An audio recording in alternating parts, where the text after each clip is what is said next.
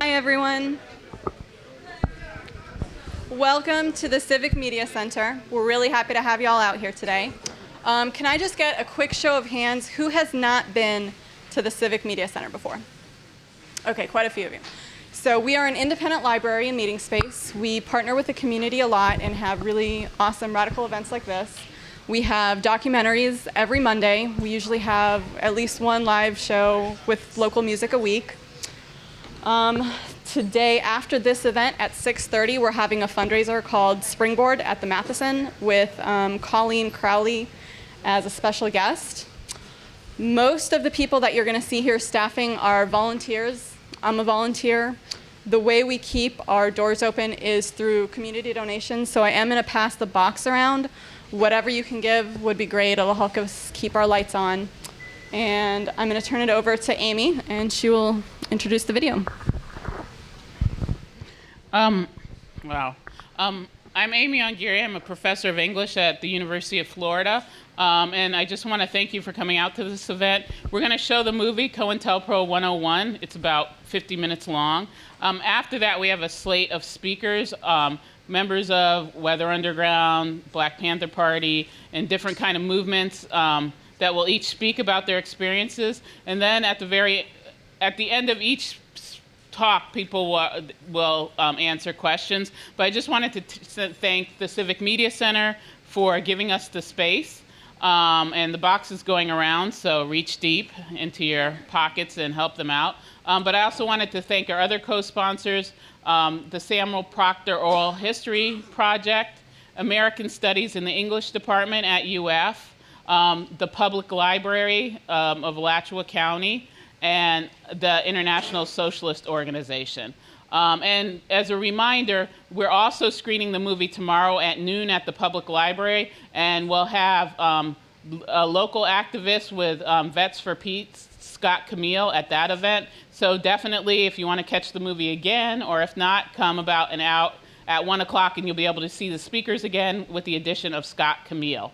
And I'm going to let Claude Marks, who's the director of the Freedom Archives that created the film, and a former political prisoner, give you a little bit an idea of the film and what you're going to see. So Claude Marks from San Francisco. It's so great to see so many people here. Thank you for coming. And I hope that you support this center, because every community needs a space like this. We're an archive. I wish we had this kind of room to host things. We will soon have a space as well, but this is something to be savored by any community. So thank you for hosting this here. Let me just say something very brief about the film.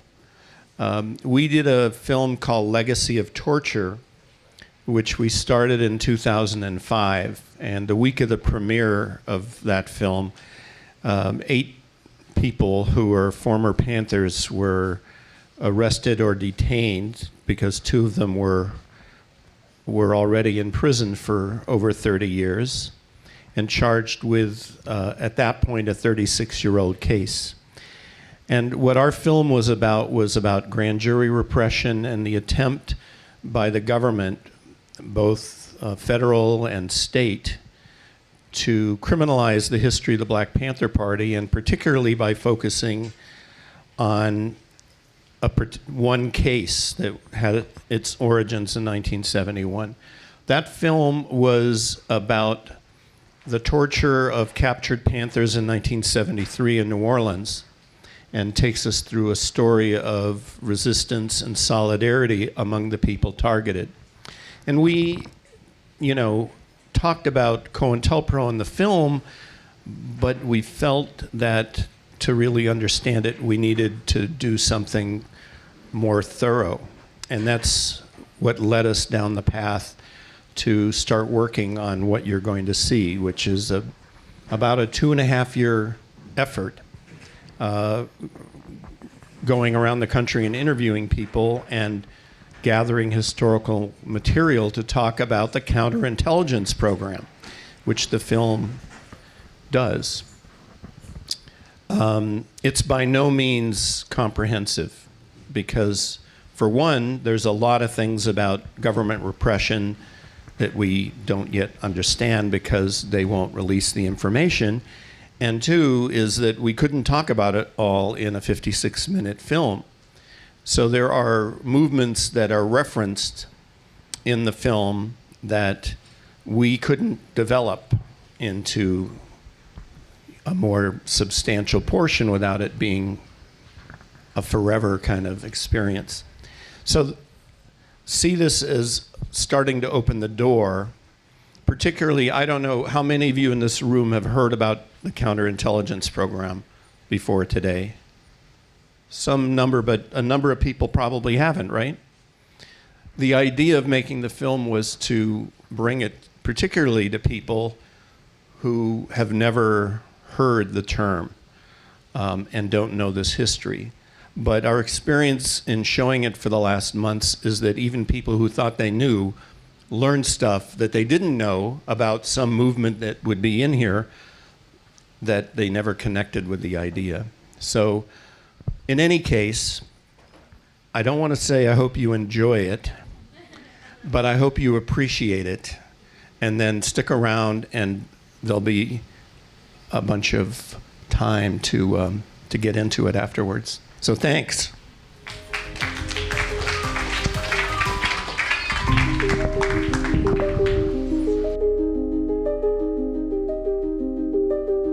Wanted to say a little bit about the format. Probably most of you know that Harold Taylor from the Black Panther Party is here today. Laura Whitehorn from the Weather Underground. Claude Marks, who did support work for Puerto Rican liberation. Who am I forgetting? Ward Churchill. Ward Churchill from the American Indian Movement is here. And the format we're going to follow today is that the speaker is going to be introduced. They're going to talk for a short amount of time, but we want this to be really discussion-based, so prepare your questions. I know there's a lot of activists and students and stuff in the room, so whatever you have to ask, we have a wealth of knowledge in this room with these 4 individuals. But before we get to it, Claude Marks is going to go first, then Laura Whitehorn, or then Harold Taylor, then Laura Whitehorn, then Ward Churchill last. But before we get to it, I want to give my co-organizer, Aaron Cass, who's from ISO, a chance to say a few words.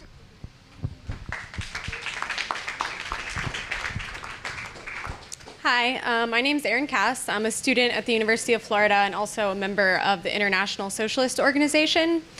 We were really excited to co-sponsor this event because we think that it's really important to understand the ways that our government tries to neutralize progressive social movements. And we also think that the emancipation of political prisoners is an essential aspect to human liberation and democracy. And we also are really excited to have the opportunity to learn from these speakers. It's an invaluable opportunity to our community. And if any of you are interested in getting involved with the ISO, our meetings are on Thursday nights at 7 p.m. in the classroom building, room 210. There were flyers on all the chairs. And right now we're involved in a couple of different campaigns. The first one is to end our local meal limit that a lot of you might know about. There's a limit on the number of meals that the St. Francis House and other organizations can feed to homeless people. And we're also involved in fighting the racist anti-immigrant legislation being put forward in our state. And with that, I'd like to turn it back to Professor Ongiri. Okay, so it's my great honor today to introduce Claude Marks. Claude Marks is a longtime activist for human rights and a political prisoner who served time in Leavenworth for solidarity work done on behalf of Puerto Rican independentista Oscar Lopez. He began documenting the struggles for radical change in the 60s while creating radical news and political programming for radio station KPFA in Berkeley, California. While incarcerated, Marks began discussing with other activists the necessity for preserving the history of movements for radical social change in a free and easily accessible form. Out of this moment came the Freedom Archives. The Freedom Archives collects and documents movements from the Black Panther Party, Weather Underground, American Indian Movement, and the Symbionese Liberation Army, to Nelson Mandela and the ANC, and the struggle of U.S. political prisoners, and many, many other movements. The collection features over 10,000 hours of audio and video recordings documenting social justice movements locally, nationally, and internationally from the 60s to the present. This oral history component of the archives is in a searchable database that you should all check out. So you can download programs and clips from the website. The Freedom Archives is a tremendous community resource as well, providing internships and training programs. They also produce several documentaries a year, including the one you saw, and The Legacy of Torture, which features Harold Taylor and the San Francisco 8. I can say for myself that I would not be able to do the research I do without the Freedom Archives. I was there last summer, the summer before. I'll be there again this summer, so look for me. They're an invaluable resource, and the Freedom Archives basically postulates that the dynamic preservation of the past is the key to a liberated future. Claude and I have had some discussions where he's very critical of the concept of hero worship, and I do see where he's coming from with that. Yet and still, I want to acknowledge that I stand here today with some of my biggest heroes in the struggle for social justice in the U.S.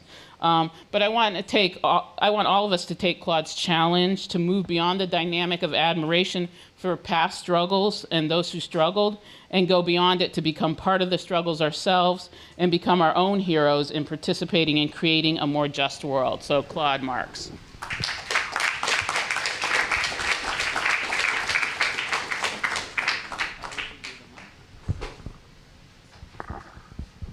Thank you. I don't know what's easier, sitting down, standing up, probably standing up for those in the back, right? Thank you, Amy, for that introduction. I'm humbled by it. Your last comment, we all have the capacity to be part of transforming the world. And of course, it starts by thinking about what that's about and figuring out a way that in our own lives we can commit ourselves to something more serious than, just reading or watching. And I suspect that covers most of us in the room in some capacity or another. So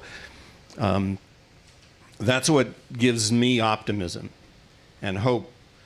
And it's one of the reasons why the work that I'm a part of now is about bringing new people into contact with some pretty inspiring stuff, with some pretty crazy stuff. I mean, it's hard to enjoy watching something like this, but it's a necessary endeavor in order to root ourselves in the generations that have committed themselves to try to create a more just and humane world, in light of the fact that the government, and I don't mean our government, but the government is doing everything in its power to destroy it. And I think the film speaks for itself in that way. But I think it's a broader question, and I think it would be good to get into some of that conversation. I spoke 2 nights ago at a school that is largely dedicated to training people in spirituality and psychology. And the reason I bring it up here is that there's a number of people who speak to what the impact of Cointelpro was on people who survived it, and what that's about in terms of the kind of rubble that's created under government repression. And we can see it today, especially when we look at the fact that there's 2.5 million people who are locked up. All those people aren't politically active or conscious, but the reason they're targeted is because Cointelpro took out the leadership, and then what? Then we have the mass influx of drugs into communities, the kind of disruptive behavior that, that mass imprisonment has on communities and families. And that's done with intent. A lot of people will say, well, this justice system isn't working. Well, it is working. It's working because the state, the government, sees the connection between leadership, which clearly is targeted by Cointelpro as a program, but moreover, the mass impact of this kind of repression. And so when you create dysfunction, when you disrupt people's lives, when you challenge them to stay sane in a pretty horrible world, that becomes endemic and that becomes genocidal. And that's what we're looking at in a period like this. So that the survival of whole communities of people are being challenged.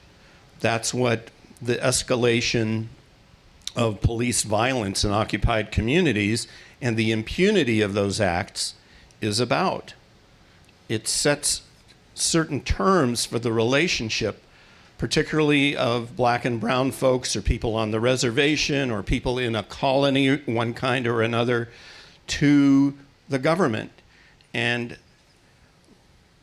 unless we believe that that the state will arrive at some kind of moral epiphany at some point and change itself, then it's up to us to make the push for that change to happen. And it starts by, us getting our act together. And as we talk about political prisoners, people who've been locked up for 30, 40 years, obviously the courts aren't going to spring them. It's up to people like ourselves and our concern for the leaders that preceded us that is going to make that, their liberation a possibility. And the government's hanging on tight, if anything, tighter than ever. And their sense of impunity, how they function in a global sense, is very obvious. Obama's administration can start spending, $500 million a week bombing wherever they want. In this case, Africa, a continent that they're bombing. Whatever you think of the complexity of the issue, that's what they think they can do, and they can get away with it because who's in the streets to stop it? And so, in this era, when the Vietnamese actually won their liberation through waging people's war, organizing themselves politically and militarily to defeat the largest military power in the history of the world, that was pretty amazing. And so we need to see ourselves as part of that kind of struggle as well. When people are organizing themselves internationally for their liberation, that becomes one of the leading potentials to change and destroy the larger monster. So that global perspective was one that has been consistently shared by the liberation struggles internally. It's no accident that a number of the people in the film, a number of people who remain locked up in prison, have some relationship to having been in the US military, or using that experience to organize things like you heard it from Geronimo Pratt, who was a Vietnam vet, and whose minds are changed by the experience so that they understand that being part of a colonial invasion or an imperial war makes no sense when, Fannie Lou Hamer, who was in the film, who said, this is ridiculous to fight in Vietnam when we don't have justice in the United States. By the way, I'll admit to an Alfred Hitchcock moment, which is when she's speaking I, at that point, I believe was 19 or 20 years old holding a microphone down in the crowd. So I took my cameo moment in the film. But, it's things like that are the imprint in my mind that kind of drove the collective process of making the film. And I'll just say one more thing about the collective process, because to us, the ability to access and repurpose radical history and culture is what the Freedom Archives is about. And the core of people that put this film together was a combination that spans generations, because both the women in the film are young African American, and Andreas and myself have worked together since the early 70s. And so how we work and how we create an environment in which new generations access this kind of material and are given license to use and repurpose history, both culturally, like the closing song was a group of young African American men who were performers who were so struck by seeing an early rush of the film that they wanted to actually write, and did write, a whole piece speaking to it. So that was their contribution. And it's that dynamic that I think is what has the potential of creating a healthy relationship that's not based on paternalism or ageism or all that stuff, and can carry forward not just this project, but spaces like this have the potential of doing it too.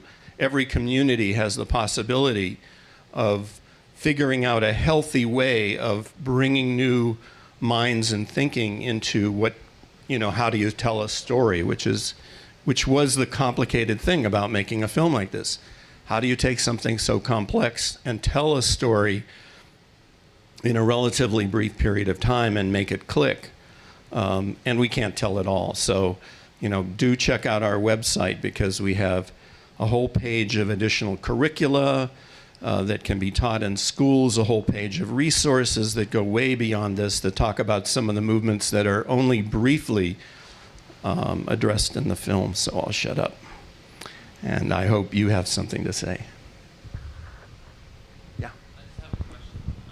Could you stand and speak up? Sure. Or here? Well, it's wrapped around the table. That's far. We can figure this out. I got it. It's good. I just have a question. I don't know if I have my facts straight. Is Bell a part of the Angola 3? Herman Bell? Yeah. Okay. Well, I wanted to ask about that group and get an update. I know you referenced it earlier. From what I heard, they were released, and then what you told me is they were re-arrested? Yeah. You're talking about the San Francisco 8. But you know what? I'm going to defer answering that. And I'll tell you why, is because Harold Taylor is one of the San Francisco 8, and I'll let him speak to it. So if you can hold on to that, he'll tell it from a first-hand perspective. But just one thing in terms of Herman Bell's case, one of the San Francisco 8, is that it was a good example. It was the New York 5, then the New York 3, and I'm going to shill for a book by Safi Bukhari, who was a Panther, was a political prisoner in Ghana.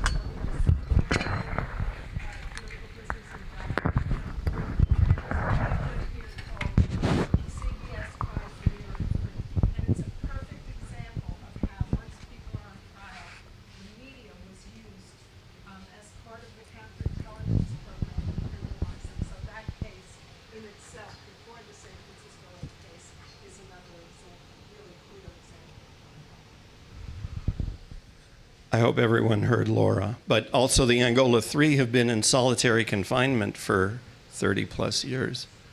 And although Robert King is out, 2 of them are still locked up. Yeah. just wondering if you have selling copies of these, of any of your tapes in your material. I'd love to buy one.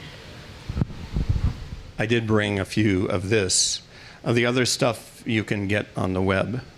I tried to travel semi-light, but and then I have, for those interested, these which you can pick up, which talk about our other productions. I was one of the leaders of the 1970 postal strike in my branch in Churchill, New York at the time. And one of the ways that the government infiltrated us, because they could do that very easily, because a lot of our people were in the National Guard, was that they had people come out to our picket lines and hand us pamphlets from the SDS and the Radical Weather Underground the government had made up, saying that we were being used as tools of radicals and that we needed to go back to work. And that was one of the ways that they broke the strike in a lot of the small locals up north. Did people hear that? Would you say one more time?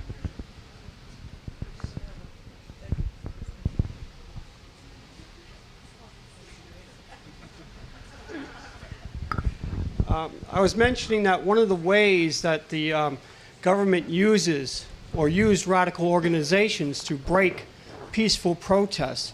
I was involved in the 1970 postal strike in my branch in New Rochelle, New York. And at that time, a little background, we had to work 21 years to make top pay, which was $8,800 a year. And we had no collective bargaining rights. So we had wildcat strikes throughout a lot of the cities of the north at the time, trying to force a contract. One of the ways our strike was broken was that the government sent out agents into our picket lines, passing out pamphlets that said the SDS was behind us, the underground supported us, and made it seem like if we stayed out on strike, we were going into the hands of radicals. And we needed to get back to work because we were all patriotic Americans. A lot of our people at that time were veterans, and they were scared, so they went back to work. And that's how they broke the strike, basically up in a lot of our northern areas. I know it worked where I was because we went back to work 2 days later in New Rochelle. Thank you.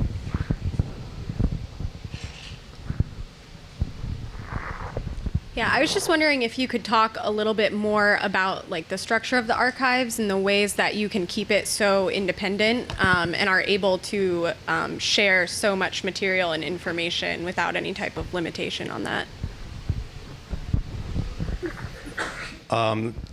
Thank you for that question. Of course, it's a struggle to do it, but we've actually been growing. We're now in our 12th year.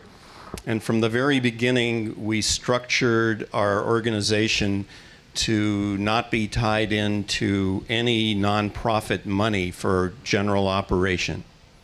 And of course, the reason for that is to stay independent and political, because the corporations and the money that trickles down through the nonprofit structure is about demobilizing the radical movement. It's really not about supporting it. Now, we have gotten small project grants, so we do that. But the way we've done it is by organizing as if we were organizing in a grassroots way in the community. So we have a donor base, and we gratefully accept every $5 with a thank you.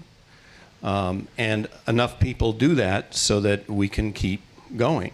And we have low overhead, and we don't put money in unnecessarily into stuff. And so we have created a resource that is also, as people become to be familiar with us, people contribute some of the history that's in it, because a number of people's experience is that when you give something to an institutional library, it often gets put in a warehouse. And if people don't know it's there, how can you use it? And for us, the opposite is true. We want to let people know that it's there, because the more we can create access to radical politics and culture, the healthier any movement is going to be that has access and uses it. So that's structurally how it works. And a lot of people work with love and fumes. You know, we made this film for a budget of slightly under $20,000. I mean, I get solicitations from people who say, we need $150,000 to finish our documentary. And I write back and I say, I can make 4 documentaries for that easily, you know. And it takes time, but it's a different thing about the, you know, what role the media plays. Times have changed.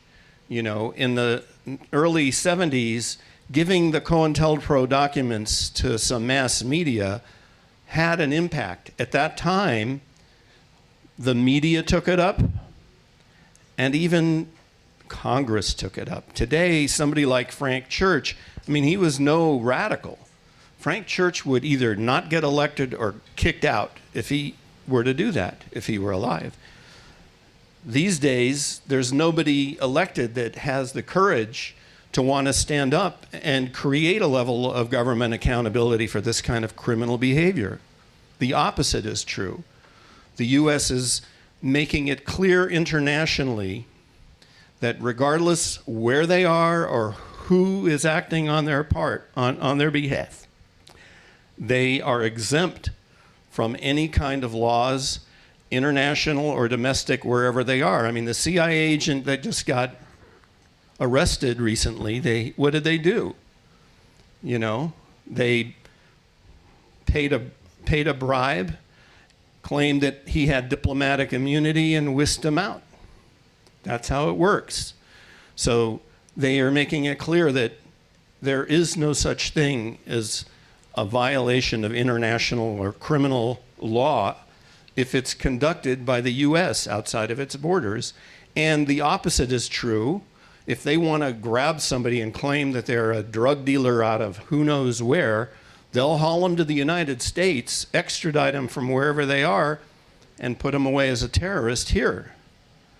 So things have changed in the last years. And it's up to grassroots kind of media like ourselves to step out and, you know, put ourselves out there around this stuff. And one other thing parenthetically, during the San Francisco 8 case, after we put out a film called Legacy of Torture, once the discovery in the case started to be disclosed to the defense, and Harold will talk about the case, which was, you know, the film came out in 2007, the same week as the arrests.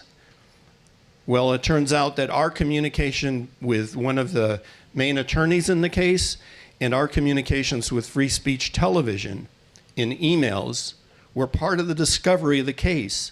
And the state prosecutor personally came by the office twice. And they were taking our recycling before the city could pick it up. I mean, they were very brazen about it. The dude walks in the door and I say, what the hell are you doing here? Because I knew who he was. You know, just because he had a polo shirt on didn't make any damn difference. I mean, he took his tie off, he walked in the door, I said, what are you doing? You know? And so, you know, that's a form of intimidation, right? That's part of what they want to do, is shut us down. You know, it's not an anomaly. This happens to other people too, but they keep an eye on. Can I grab for somebody that hasn't spoken yet? Is that okay? Unless there's nobody else. I just wanted to say a quick comment. Oh, okay, sure. About WikiLeaks and maybe get a response about, because I was reminded in the movie about how the information was given to the media, similar to this recent event of WikiLeaks, and I'd like to say that there are government officials that do have the courage to stand up, such as Cynthia McKinney and Dennis Kucinich, and there's probably some others out there that I don't know about. Well, I agree on Cynthia McKinney for sure, but she's no longer in Congress.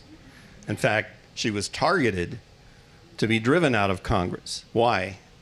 I mean, we can answer the question. Certainly one of the major issues, apart from the fact that she's one of the few people who, while in Congress, was advocating for a reopening of Cointelpro hearings, which they didn't appreciate. But her anti-Zionism, of course, is a major break from what is, the prevailing politics of the United States as a government. And she was targeted as an anti-Semite in her attempt to be reelected for that very reason, because of her outspoken support of Palestine.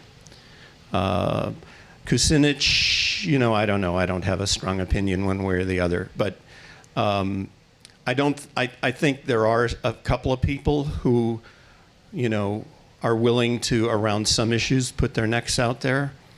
But, when you look at the general picture of it, I'd say not. I mean, there's been some recent issues with one of the Puerto Rican officials who was chastising the colonial government in Puerto Rico for its repression against the student movement on the island, which has been very strong and outspoken about the attacks on public education. And the Puerto Rican representative to Congress, who's really a lackey of the colonial infrastructure, took him on. And, there's a if you care to follow it, you can. There's a pretty hidden back and forth going on about, the colonial government and its role. The current governor of Puerto Rico, Fortunio, models himself again as the modern day Ronald Reagan, and he has been essentially destroying the public sector and unleashing the police on campuses on student protesters. So if you're a student activist, check it out, because those folks need some solidarity.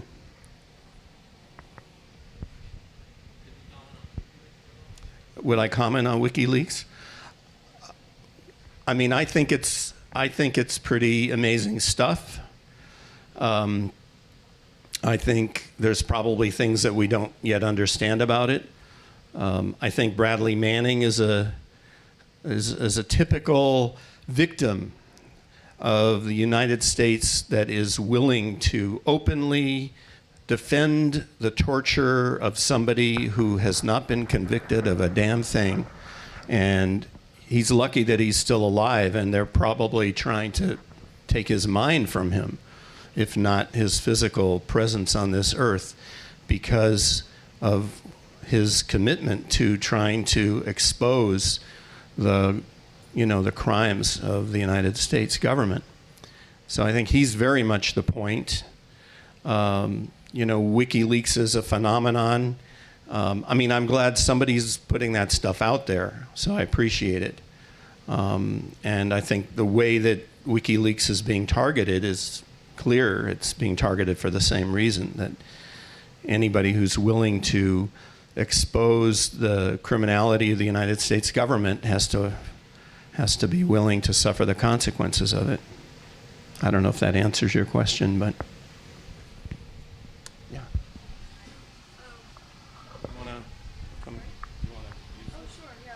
Yes, I just wanted to say, hi, my name's Diana with the Uhuru Solidarity Movement, and our latest copy of The Burning Spear has a headline in it which says, New Cointelpro documents show the U.S. government targeting Uhuru movement.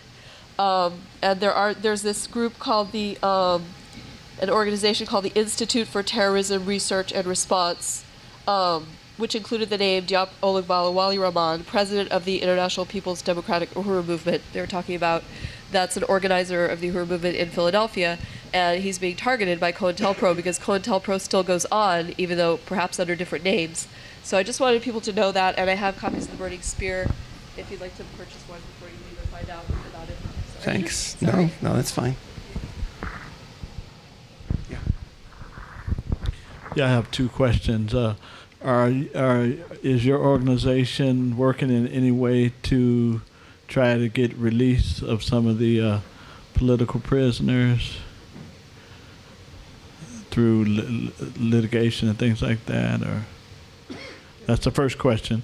And the second question is your comment about the President Obama decision to, well, it wasn't just him, but NATO and some other countries, their decision to go after Gaddafi. My personal opinion is that I thought that was a pretty good decision because of the fact that they were going to massacre a lot of people. And I know back in World War II, they took a blind eye to Hitler doing a lot of things. So I thought it was a welcome position for the United States to take for a change. I think slowly things will change, but it's just slowly.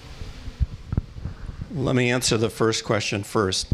Yes, we're very committed to freeing political prisoners, but we're not a legal organization, and so we have over the years done a number of both audio and video documentaries that highlight some of the individuals or the issues around imprisonment. It's been a very consistent part of our work and will continue to be.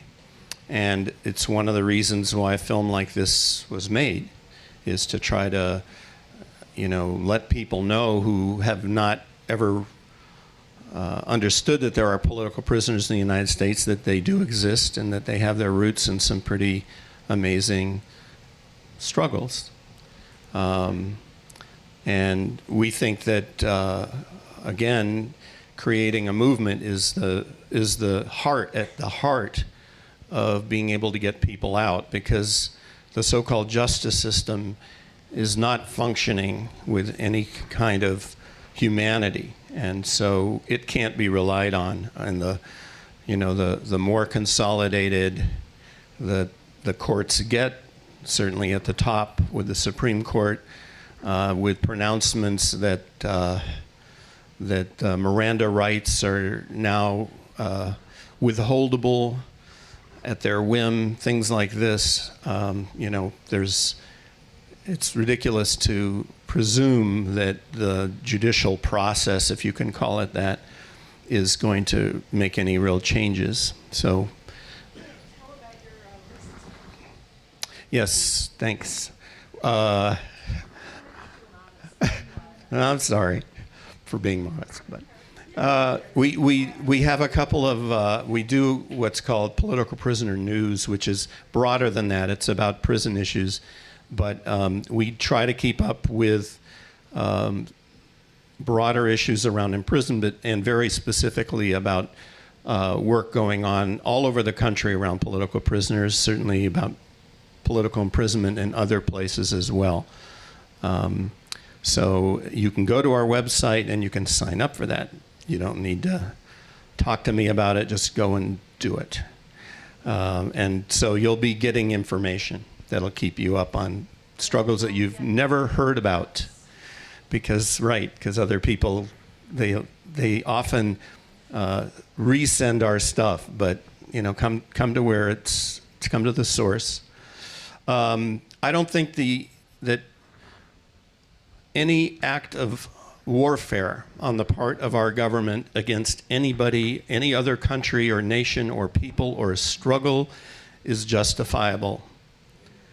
Where is the no-fly zone against the Israelis when they're taking out the people of Gaza? It is so hypocritical to think that this government can do anything with any humane agenda in this world.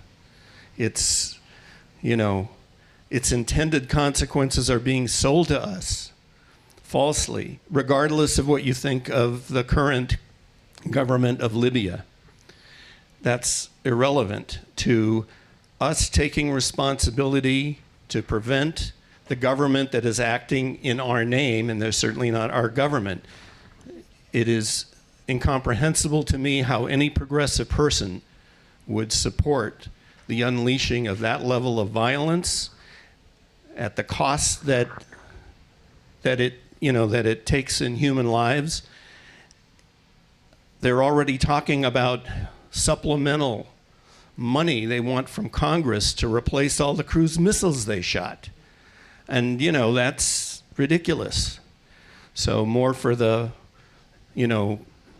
for the military-industrial complex, while they're doing what? You know, they're taking away everything else. How can we stand for this?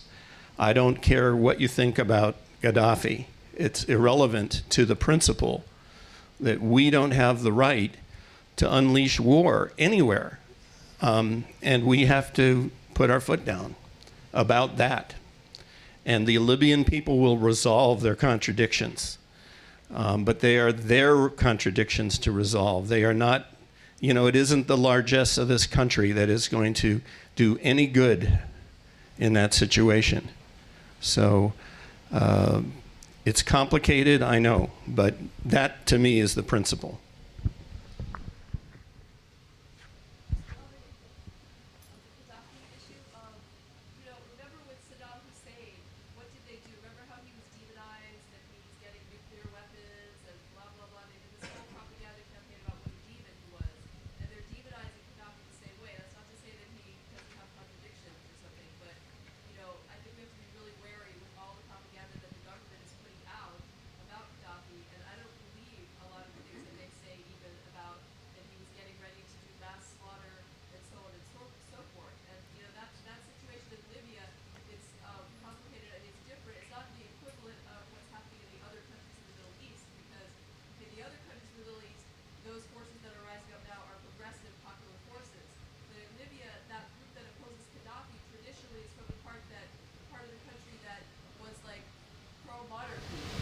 Originally, you know, like in history. So it's not being presented to us honestly by the media, the situation in Libya, I think.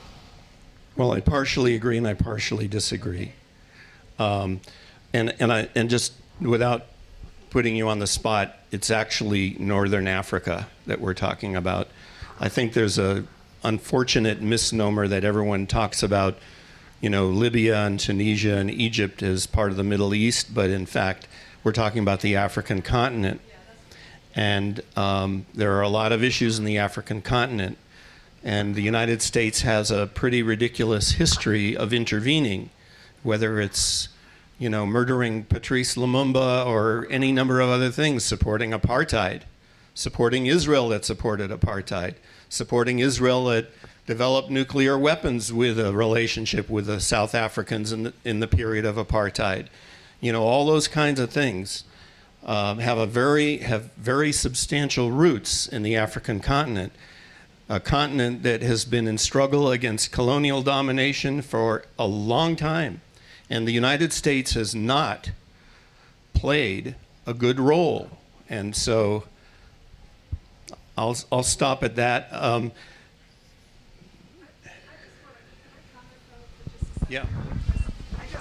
I just wouldn't say. Come up here, Cindy. I just wouldn't say, as you said, that, you know, how can, because I think it's a complicated issue. And what I think complicates it is that whenever you see a massacre about to happen, and I can't say whether, I mean, I don't think Gaddafi is a great revolutionary hero of anyone, so, but is that threat of human lives being lost en masse gets held up and dangled. And then we all go, oh, okay, well, you know, if you're going to stop the killing. But I think you have to look behind it and always look at what the interest is that is being served by the United States doing that. And a lot of times I think, and, you know, I think this has been true for years, radicals in various countries look at movements in other countries, and we may say, we like that opposition group, we don't like that opposition group, and sometimes we're right. You know, sometimes a group wins and they have some pretty bad politics. You know, as a lesbian and a woman, I can say a lot of times I'm not happy with the policies towards women of revolutions that we've supported. But it's not ours to determine, and it's certainly not the United States government's to determine. And I think that's the point. There's international diplomacy and arbitration and meetings, and there are international, you know, codes of law. But whenever the United States is leading a coalition, remember that's what happened in Afghanistan and where we are now. So what the interests, what the basis of the alliance is an interesting one. There's a lot of places in the world where there are uprisings and the opposition is being attacked and the United States isn't going in there. I just thought you were a little... Sure. Thank you so much for letting me be one of them. I just wanted to mention that I'm a big fan of a lady named, I'm ashamed of my ignorance, but I'm a big fan of Miriam Makeba, who had decades and decades of freedom fighting for the cause of South Africa and against apartheid. She died on the battlefield. She's elderly age. She was probably 70-something at least, because she was born in 1932. And I'm just wondering if anyone here in the room knows for what political prisoner she was campaigning for in Italy. And I'm not aware of the name, and I feel ashamed of that too, but she was campaigning on stage when she had a heart attack and died. And I thought maybe someone here knows. And otherwise, I'll have to research myself. You don't? Okay, forgive me.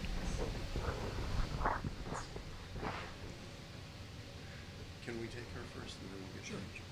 Or do you want to do it first? Either way, the mic's here. Go ahead, please. I've heard you very often refer to the U.S. government, and I certainly agree that the U.S. government has been responsible for all sorts of horrible things that you've described. The U.S. government is a huge organization, and you've gone back as far as the 1950s with the Lumumba and further than that even. My question is, how do you identify the negativity of this entity called the U.S. government that has fomented this kind of horror on the rest of the world and on its own citizens? What is the core of these symptoms that we've been describing? What is the cause, if you can identify one, that has caused the people that make up the U.S. government to behave in this way?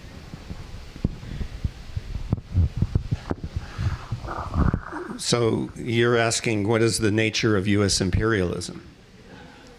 And, you know, I'm not an expert at this, but I have an opinion. And, you know, I think as the film tries to lay out, the roots of U.S. imperialism have to do with European conquest to start with. The entire Americas, if you will, name given to continents that have been colonized, settler colonies. And that's the beginning. And the violence started from the very first landing of the very first boat with dogs and weapons and an attempt to commit genocide. That is as clear as you can be about the origin of it. And of course, it didn't get any better with the Middle Passage. So, you know, we tried to touch on it in the film, and there's a longer conversation about, you know, what is the history of U.S. imperialism here, which neither the film nor I am going to endeavor to get into at this point. But I think that's what it is. Obviously, not everybody in the United States buys into it, but there's enough buy-in to make it possible for it to continue to survive. And that's what we have to intercede with. And that, too, is a long conversation. Some of us have more or less history in trying to do it. For better or worse, we have failed in accomplishing it to this point, and so there's a lot more work to do. And I'm not trying to make light of the question. I think it's a good question, and I think it's a question that we ought to be asking, not just to understand the history better, but to try to figure out, you know, what role we can play in changing that and in creating a, you know, we can't reverse history, but we can fight for a more humane world that doesn't exploit people, that is rejects what settler colonialism, white supremacy, male supremacy, and all of this structural thing that's developed to this point is about. Would you like the last word? No, come on. It's not going to reach all the way to you. stand here? I have a somewhat simpler question, I think. First, I thought that the protests in Puerto Rico were a good example of your critique of corporate media, and that I've been trying in a kind of half-assed way to follow what's going on there, and the mainstream media has paid almost no attention. Relatedly, I was struck in the video by Kathleen Cleaver's emphasis on how Cointelpro did all these things in secret because they were illegal, and because they felt at that point in time at least some necessity to uphold some pretense of observing the law, and her emphasis that now many of those things that were then illegal they did are legal. And I hate to be too cynical about other people's capacity for cynicism, but I find myself really wondering these days about the American public's capacity for shock and outrage. And given that concern, I'm wondering how effective you think that the exposure, the documentation and exposure of atrocities is, or if the public has lost some ability to be outraged by atrocities, and if other strategies are needed. Well, I think your point is well taken. I don't know that I have really an answer, but we're making a point of doing things like this, of grassroots, base building kind of organizing work, which is what we really feel. We're not going to create another national campaign that's going to involve 150 people that's going to change anything right now. What we are going to be able to do is to try to mobilize people in communities to take up the issue of, fighting against injustice and a level of self-determination for oppressed peoples. And to the extent that we as a media producer can strengthen that process, to me that's more effective than thinking that we're going to get this on POV, which rejected us. Not surprisingly, we don't expect these politics to be promoted by a corporate environment that is funded by the US government. And that's true of whether it's a video about this or something going on in your community more specifically. The way to do it is to use it as an organizing tool. Our being here today is, to me, much more valuable than being, in a chain of movie theaters, which won't do it anyway, because people see it and they walk out and that's it. You all in this room form the backbone of some community potential here in Gainesville, whether you're connected to the university or doing other work in the community. You have to be the motor force for whatever it is that we're going to try to figure out.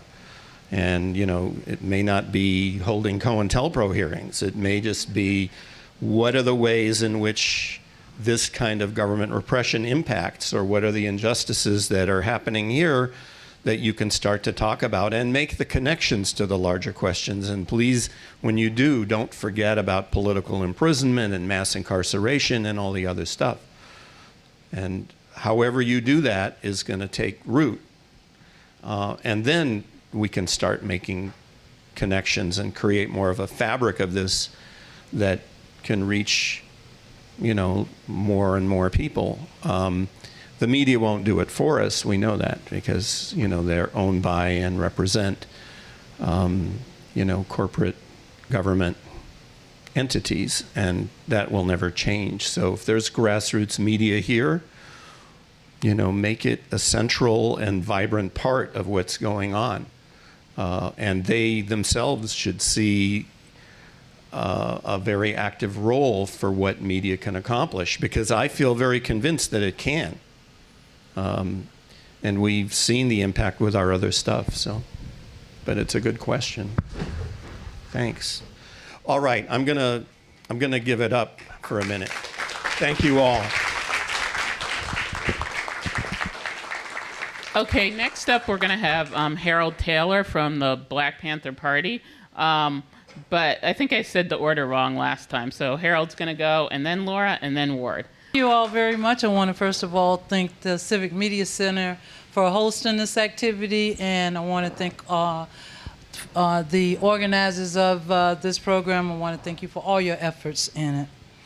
I just met Mr. Taylor, and he gave me a little bit about himself, but I'd already put something together. But I'm going to tell you what he said about himself first.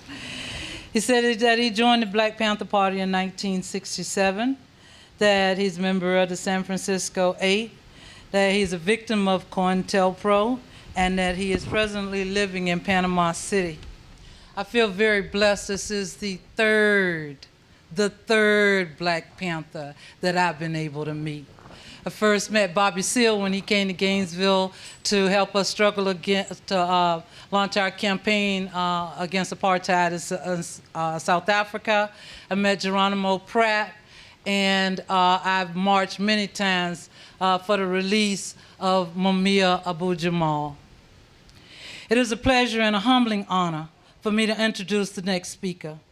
Harold Taylor is a human rights leader. He has literally served the people through breakfast programs, clothing collection and distribution, education programs, political activism, commitment to ensure a safe community, and efforts to secure decent housing.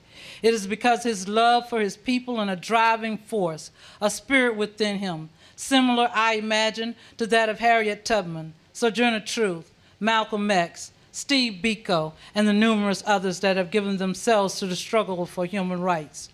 He is the same kind of community activist that has worked toward change involving diverse groups working together to achieve human rights for all, groups recognizing the need for education that teaches the true history of how all of us got here.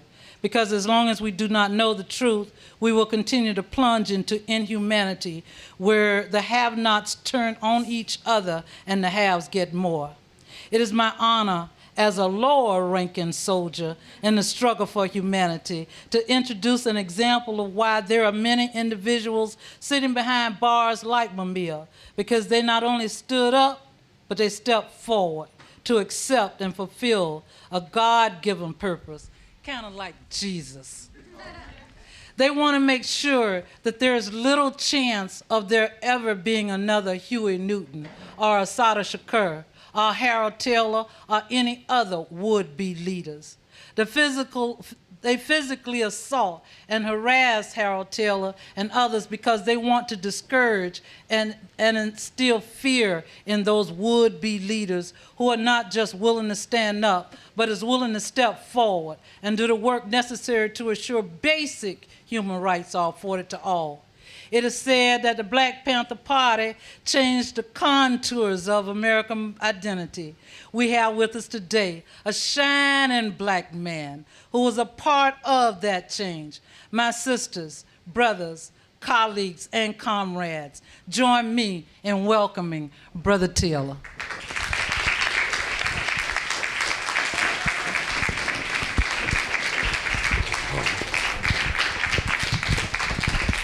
How's everybody doing? Any questions? She said it all, you know. But anyway, yeah, I joined the party in 1967. As a young man, I was 19 years old. A lot younger than some of you people in here. But still, I saw something that was being needed in my community, and I felt it was my responsibility to take a position in support of the community and the things that they wanted, and to reach some of the needs of my community. I was lucky enough to be brought up in a time when there was Malcolm X, when you had Martin Luther King, you had some great people, and I always felt like I stood on the shoulders of those people. And I never wanted to let them down because they were an inspiration to me, and also to my comrades that was in the party with me. A lot of the people on that film that you saw were people we all broke bread together. We were comrades, we were brothers, and we suffered together on many occasions, also in jails. And I can go on and on and on about that, but still, my job here today is to talk about Cointelpro and political prisoners.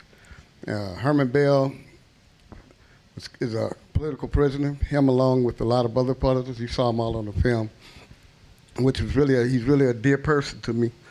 And I had the opportunity to see my friend for the first time in 35 years, thanks to the United States government, by arresting me and taking me to San Francisco and putting this all together so we could fight this case that they tried to accuse us of that happened over 35 years ago.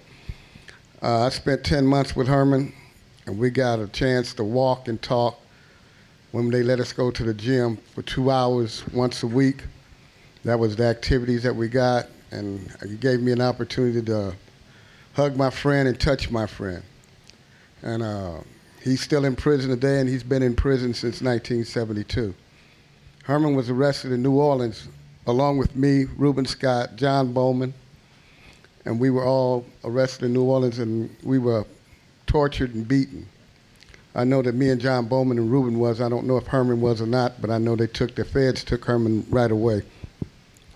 Well, they beat us and tortured us for over 3 days. Chained the chairs, beaten, used cattle prods on, and beaten and deprived of sleep, and constantly beating. And till they got police from New York, San Francisco, Los Angeles, all there, and they always questioned us. And when we didn't cooperate and go by the script that they wrote, what they said took place, that we received more torture. So at some point, when it went to court, the judge said that we couldn't be questioned anymore without the presence of an attorney. This young lady here told me that they can't do that, it's illegal. After you saw the film, you could see they make the rules and they break the rules, you know. But anyway, after a while, after the judge told me that, the cops taking us back upstairs, they said, "Didn't we tell you don't say nothing in the courtroom?" And it started all over again. So they beat us and tortured us some more. So then I knew that we wasn't going to be safe there. Either they was going to kill us or they're going to continue to beat us. So I just asked them, I said, "What do you want me to say?" I couldn't take it anymore. Neither could John, neither could Reuben. And so we went by their script. But at the same time, they made a crucial mistake by questioning us without an attorney being present. So we got back to California. The judge in California dismissed the charges because it was a coerced statement and it was achieved through torture. And we proved it. And we had doctors' reports and so forth, and lawyers that came and testified to say that they recognized the bruises on us and that they knew we were beaten. Well, after that, I couldn't keep a job in California. I went back to California on a previous charge of I was indicted from from New Orleans, indicted and sent back to California on assault on a police officer, which I was 6 counts of attempted murder, where me and John Bowman, another brother named Ray Boudreau, was in a car and the police attacked us, and we had a shootout, a shoot-in I would call it, where they did all this shooting and they shot over 200 sometimes in the car shooting us all, but we all survived. Well, after I went to trial on that, I was acquitted of assault on a police officer because they determined that it was self-defense, that the police did shoot first, and it was a Cointel operation where the FBI, along with the police department, worked together in order to lure us in a position. That's what I really want to talk about is Cointelpro. Cointelpro was designed to destroy young people. Anybody who became active and progressive within their community became a target. I was 22, 23 years old when I became a target. Bunchy Carter and John Huggins were friends of mine. John and Bunchy were killed at UCLA, shot on the campus, victims of Cointelpro. And after that, it was a killing spree where they shot and killed Mark Clark. You saw that on the film, and Fred Hampton. So after going through all those different things, we'll go back a little further. At the time Bunchy and John was killed, I was in Los Angeles, but I wasn't able to be with Bunchy that day. He was the one that recruited me into the Black Panther Party. Also, I was in San Diego at the time when they shot up that office on Central Avenue, which meant I would have probably been in that office if I wasn't in San Diego reorganizing a branch along with a few other comrades. Well, we all stood together for the principle of enhancing our communities and to bring knowledge and enlightenment to what was taking place in the black community concerning the police officers, harassment, attempted murders, and so forth. And then we wanted to also reach some of the needs of the community by establishing a free breakfast program, clothing drives, free health clinics, and things of that nature. But the party was designed for the community, but it was also a non-racist community. They tried to describe us as being racist. Got to excuse me, I got indigestion. But anyway, we were tried to be labeled as racist, but we weren't racist because we stretched our arms out to build coalitions with anybody. Anybody that was standing for justice, we wanted to have a relationship with them. Anybody that was willing to sacrifice and come to the aid of poor people, and no matter what nationality they were, we would have a relationship with them when we would work with them. And that was what was important and key about the Black Panther Party. It made it an even bigger target because they didn't want us to unite. They wanted white people, black people, Asian people, Latino people to be separate. The divide and conquer old scheme. If we can keep them squabbling amongst each other, we can maintain control and we can keep them all ignorant. So, but we saw beyond that. But we were like kids playing with a bad dog. You know, we were teasing that dog. And once he got out of the yard, he showed us his true nature. Not only was he a bad dog, he became a wolf. And he devoured everything that was within his space, within his way. And that's why we have political prisoners today. And that's why I'm here today to talk to you guys, answer any questions I could possibly answer. There's certain things I will say and certain things I'm not going to say because there's still political prisoners that exist in this country. And one of my dear friends is still on trial, one of the San Francisco 8, still going to court in. His name is Francisco Torres. And I will answer what I can about the San Francisco 8. But I can't say certain things because of the details of the case, and it's still pending against him. So I'm ready. Okay?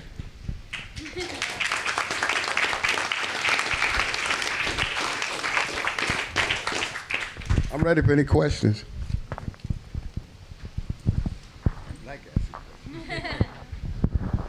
I'm a little bit curious. I heard that some of the San Francisco 8 were released, and okay, and some of them have been rearrested. No, okay. They've already been. These two of them have been in prison since the early '70s. They're still in prison. Some of them have been arrested, have been in jail since the early '70s. They've been in prison for over 35 years. That's why I was talking about one of them, Herman Bell. And Jaleel, and they're still in prison. They've been in prison for a long time. But it was, the rest of us were all released, except for Francisco Torres. He's still got a case pending. But myself, Ray Boudreaux, also Richard Brown, Richard O'Neill, we were all released and the charges dismissed against us. I might add that that wasn't the first time I was charged with that particular case. I was charged with it in 1975. Which comes back to Cointelpro, that once 9/11 took place, the United States government opened a treasury for police officers and FBI agents and gave them unlimited funds to go after anybody that they determined was dangerous or had got away or slipped through the cracks. So that's how they start reopening cases and arresting people and harassing people. For 40 years, I never told my wife anything because that was the only way I felt I could protect her. Because if she doesn't know anything, she can't say anything. She didn't know that this was taking place until the FBI knocked on my door. I was telling Ward about that. She didn't know, and she was upset, you know. And she told me, she said, if I'd have known that, I never would have even talked to you, you know, not to mention marry you. Well, they came there with a bunch of threats about what they were going to do, and I asked them, was I under arrest? They said, no. I told them, get the hell out of my house. So they said, we'll be back. And they told me you're going to spend the rest of your life in prison and blah, blah this and blah, blah that. But I knew they were just blowing smoke at the time. So I told my wife, I said, that message wasn't really for me. It was for you. So you can pressure me to talk to them. But this is how these people work. They'll play your children against you. They'll do anything to get what they want, what they want to achieve. It's like I heard somebody asked about, I think it's this man right here, this young man right here. He asked about why does the government do things? The government does things because you got something they want, and you won't voluntarily give it up. They figure out a way how they could take it, and there's no negotiation with them. You got it, I want it. You don't want to give it up, I'll take it. And that's what any kind of natural resource in the world they want, be it oil or whatever. You got it, I want it, I'll take it. So I'll go with the next question. I know I answered that. All right? Let me get the man back in the corner. Come up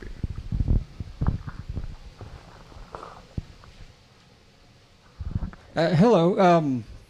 I've heard a lot of things about anti-government sentiment. And obviously, there are a lot of racial and cultural aspects of the oppression. But I wonder, about the man's question up here in the front, I wonder if there's not a unifying, and I hope you could speak to this,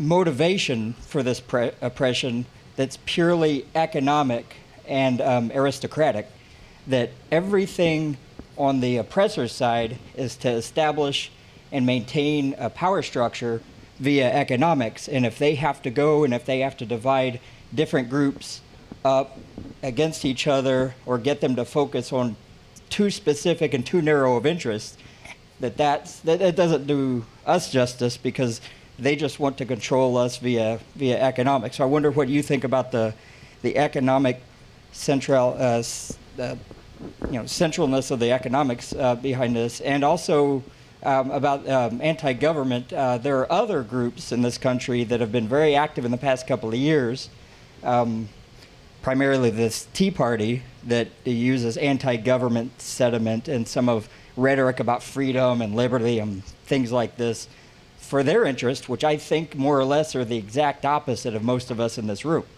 So can you speak to the role of government and especially a democratic government, and how we can influence a government? Because I don't think doing without a government and the law of the jungle is really a good solution either. Okay. First of all, I want to say that it's all based on economics from the beginning. That was the purpose of slavery, to get free labor, to build this country. That was the purpose of taking the American Indians' land, because of the economic situation. It's always about greed. And as far as the Tea Party is concerned, it's designed to divide people and to keep people at each other's throats so they can maintain the status quo.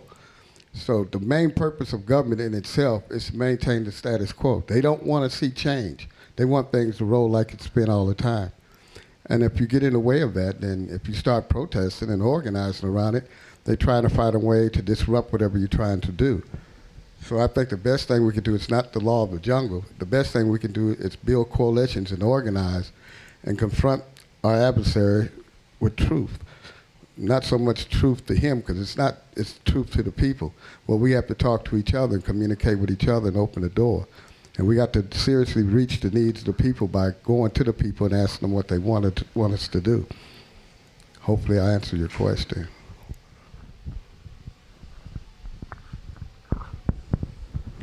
Yeah, I want to ask your opinion about this question here. Quite often a lot of left and right-wing organizations are anti-religious. Can you speak to that? You say this is a democracy, right? Freedom of choice. They say they came here so they could practice their religion, whatever religion may be. That's my opinion is, whatever religion you want, you can have it. I believe in freedom and justice. And it's just for you to be able to worship in any way you want to. I have no problem with that. I have a problem with injustice. No problem with religion. I'm wondering if you could talk a little bit about your experiences with other movements that you worked with and the sort of solidarity that you were talking about. Because here in Gainesville, we have lots of groups and small aspects of movements on the left, but there's really not a unified left, and there's a lack of solidarity. And I feel like we could learn a lot from experiences that you may have had. I had some experience with the Latino community where they were trying to organize. It was the Brown Berets was the name of the group at the time in Los Angeles. And they were organizing, and they wanted ideas on how we went about doing what we were doing. So we would send people over there, and once or twice I had to go myself. and deal with that and talk to them about it and talk to them how we built the structure of the party and how we was organizing the community and how to go about knocking on doors and having the questions asked to the people and ask them what do they see that's needed and to do different things like that. And also in the Asian community, they used to have a group they used to call the Red Guard, you know, and so we had to show our support with them because if you stand against the oppressor, I'm on your side. So I don't care what nationality you are. You know, if you're being oppressed by the same oppressor that's oppressing me, then that makes you my ally.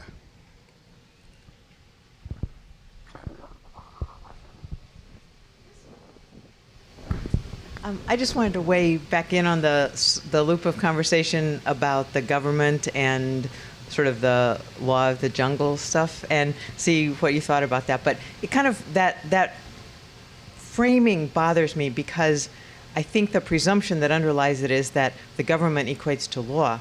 And I think there are many things that are wrong with the law as it exists.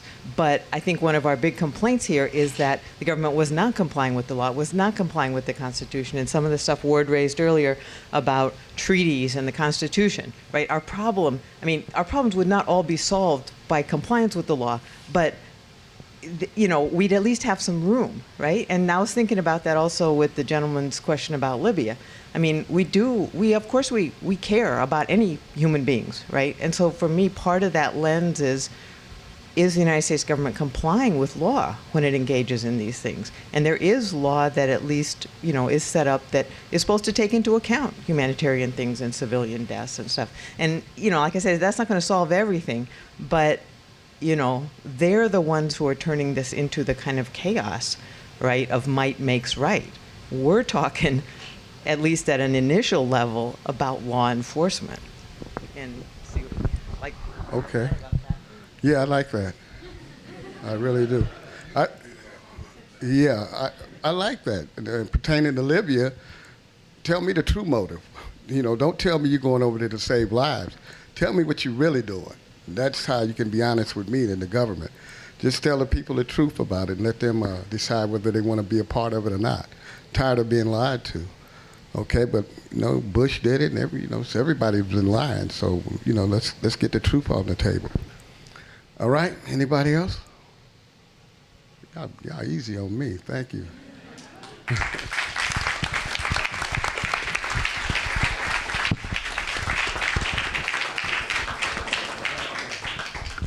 Okay, next up we're going to have Laura Whitehorn, and introducing her is Professor Jody Shorb, who works at UF, and her work concentrates on incarceration in the early American period. So Jody Shorb.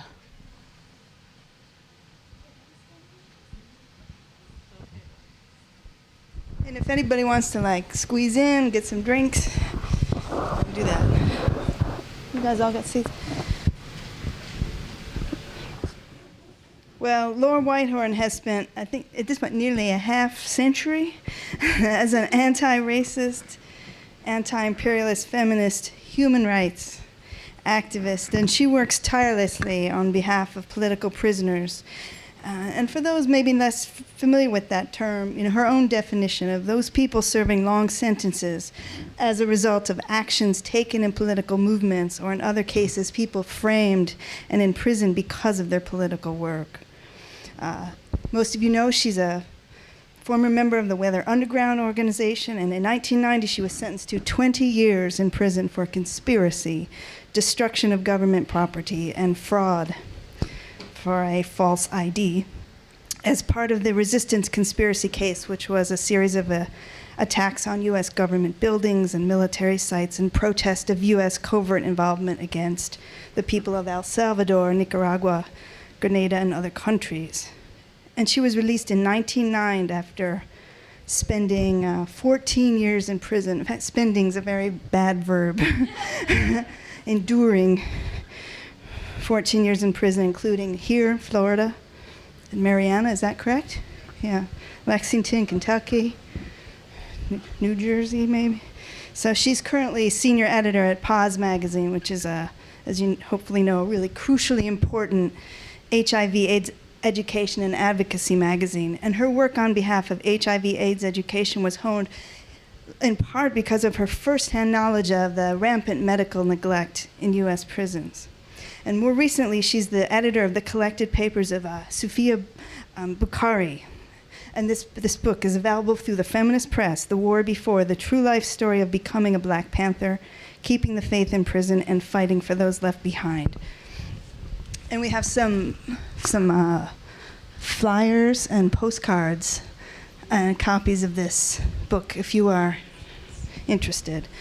And Laura has written and spoken thoughtfully about so many subjects: her time in the Weather Underground, on the double standards of state-sanctioned violence, about the abuses of imprisonment, about what it takes to survive, about her lifelong development as a social justice advocate, and about the connections between anti-imperialist organizing, queer liberation, and political prisoner movements. I'm very pleased to welcome Laura Whitehorn.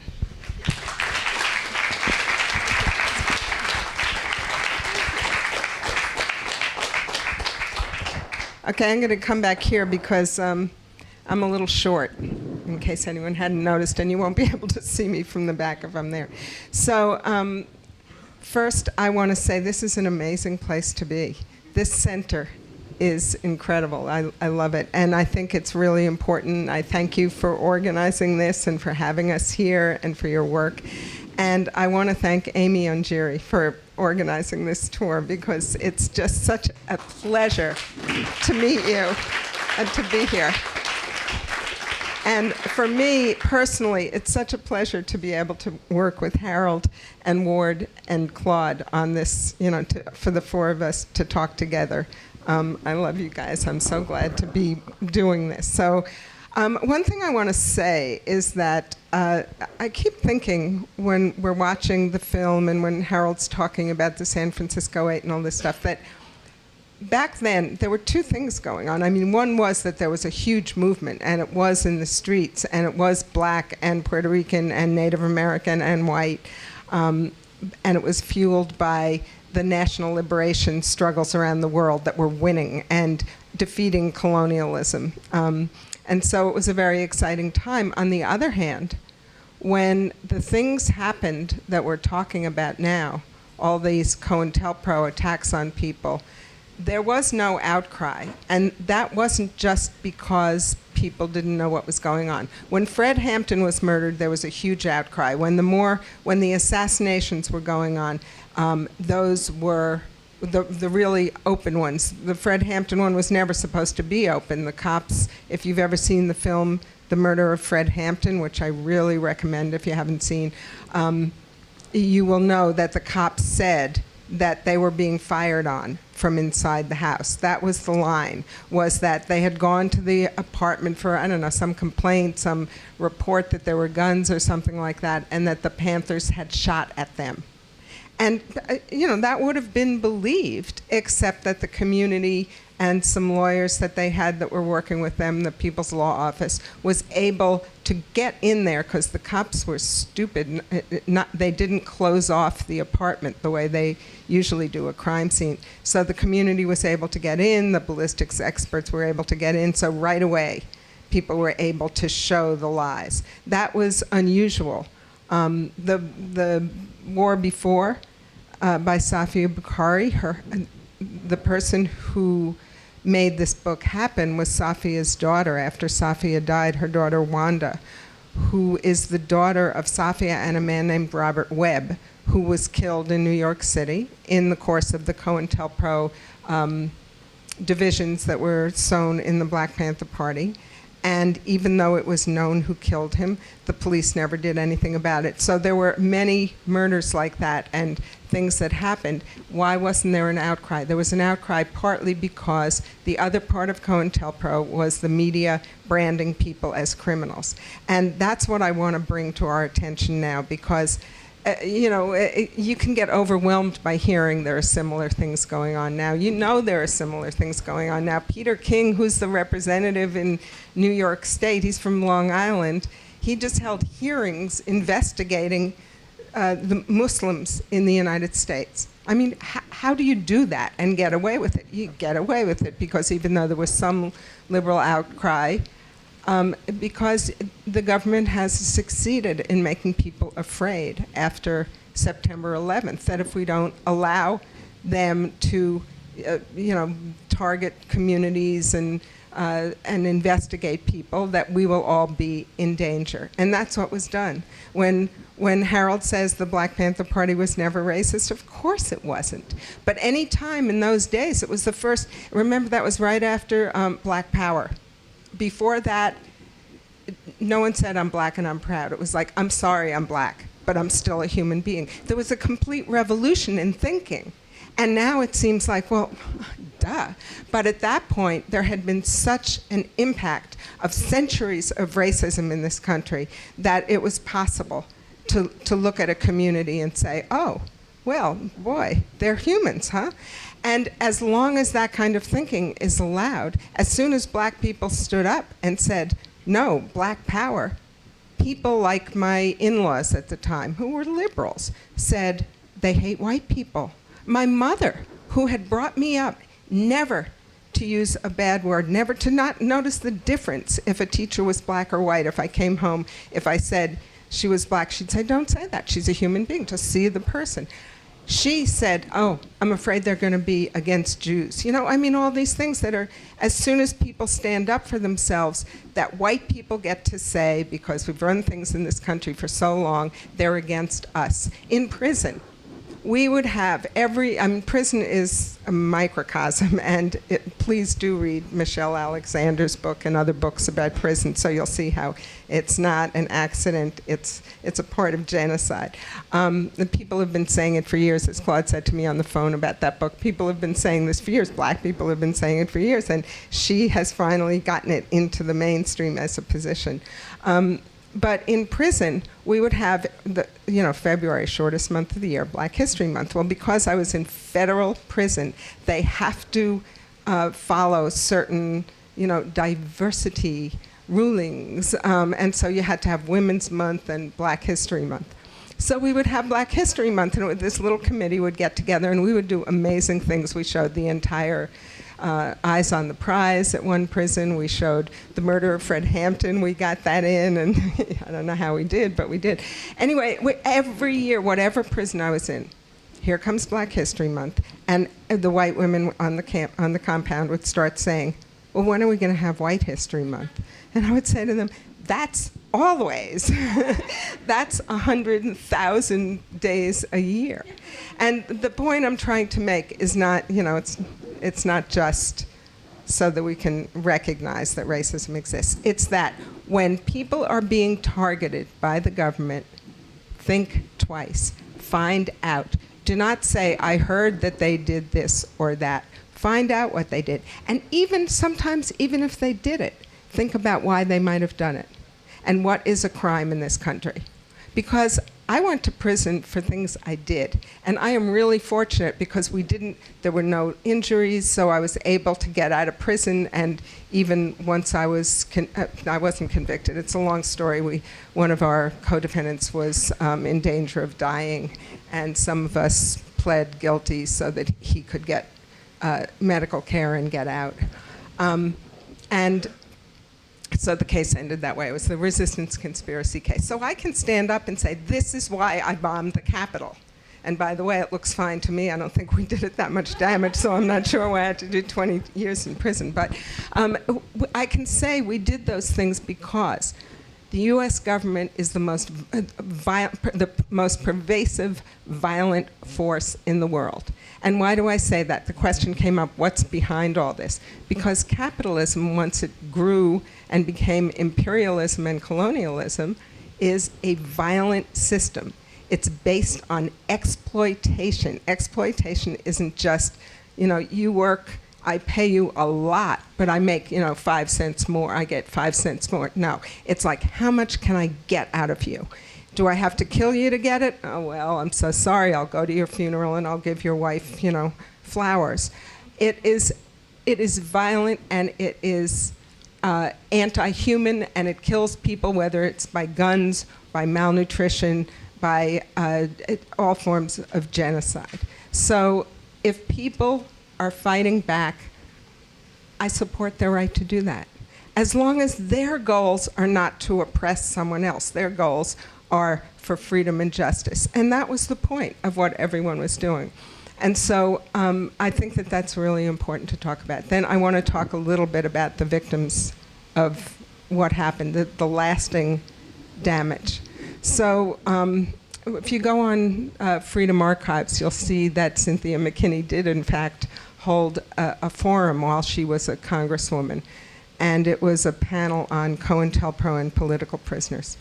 And at the end of, and we had a program, and it was, I don't know, maybe an hour long or something. And at the end of it, there was an open mic, and people from Washington, D.C., who came got to get up and talk. And by the way, the story about the New Rochelle post office, in Washington, D.C., there were writers' groups that were infiltrated by FBI agents as part of COINTELPRO, black writers' groups, and told that they were being targeted well, they weren't told, they were targeted as part of revolutionary black nationalism, even though they were just, writing stories. And so people started to get up at the end and talk. And there were some people who told some really crazy stories about how the FBI had implanted things in their brains and, this and that. And I was sitting there thinking, oh my God, all these people who have come to hear about this are going to be turned off. They're going to think, everything, so you get fired from your job for stealing and it's COINTELPRO.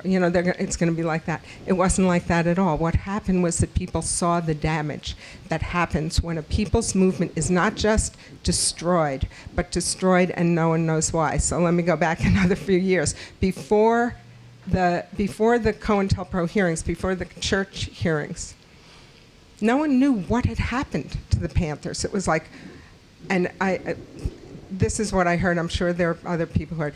We are so fucked up. We can't ever get anything. We can't ever do anything right.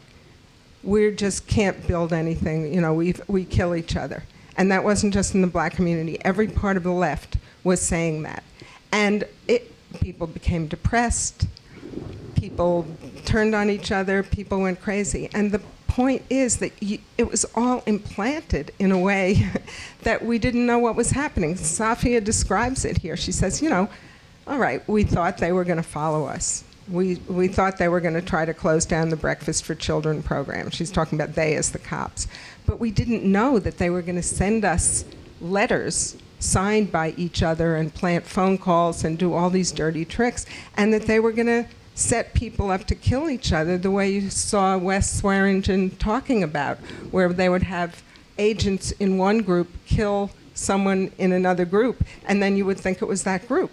So, if someone from Weatherman had killed a Black Panther, there would be war between the two groups. And if it was an FBI agent, that didn't happen, but, if that had happened. So the impact was tremendous. And I think it was across the board on every movement. And it's one of the reasons we have so much trouble today getting people that we say, oh, where's the movement of yesterday? And then I just want to talk for another minute about political prisoners, and then I'll shut up and take questions. So why do I say that political prisoners are the last part, the end of COINTELPRO?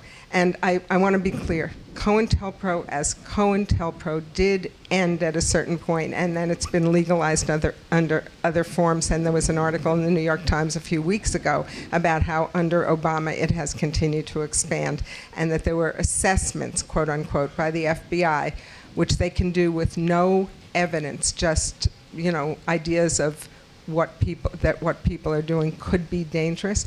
In a 4-month period in 2008, the FBI did 11,000 assessments of 11,000 groups and individuals. 11,000 in 4 months. And the Times says that, according to their records, they can't say that it's been less since then or before then. So just think about that. That means that probably everyone in this room has been assessed by the FBI, whatever that means. Is that the people who are in prison either because they were framed by Cointelpro, as Geronimo Pratt was, and that could finally be proven. But remember, he was in for 27 years before it was proven. And it was almost an accident that it could be proven because the evidence had been hidden.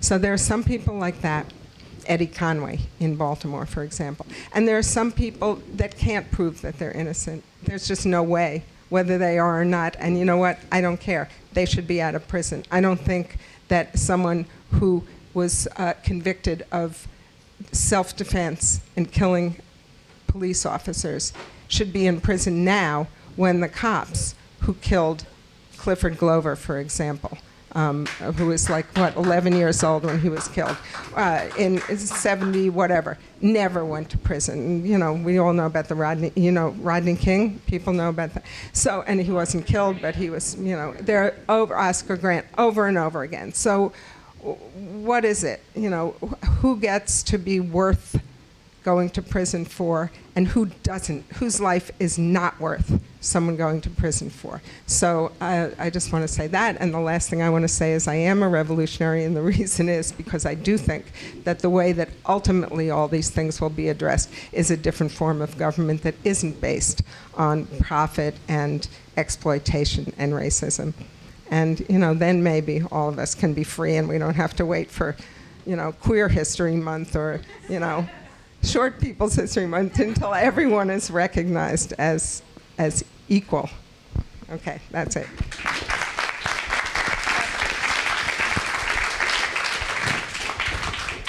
Yeah. I hope I can articulate this question. I have what might be a really dumb question, but anyway, 9/11, and we're in such a big assembly of, I think, very brilliant people and informed people. Was it done by our government? Because there has been people who believe that, and I think, because that would enable us to surveil us every time we step in the airport and do so many of the things that are new to, post 9/11. I'm just wondering, was that, I'm not trying to make this more political than it already is and more dangerous, but. I think that's a legitimate question. I don't happen to think so. I think it actually was done by the guys who, flew the planes in and all of that. However, when it happened, and I worked, 10 blocks from the World Trade Center. I used to live 2 blocks from the World Trade Center. And I have to say that it was a really tragic situation because along with, there were all classes and races of people lost their lives in that. There were people from my neighborhood, I live in a Dominican neighborhood, who were bus boys in the restaurants there. And, there was every single class and race. But when it happened, I remember thinking a few months before there was the World Conference on Racism, which is a UN-sponsored or something, I don't know, I'm not good on the UN but it's UN Conference on Racism. And part of the Conference on Racism was going to condemn Zionism as racism. And the United States would not attend the Conference on Racism, wouldn't even be there if someone was going to say that.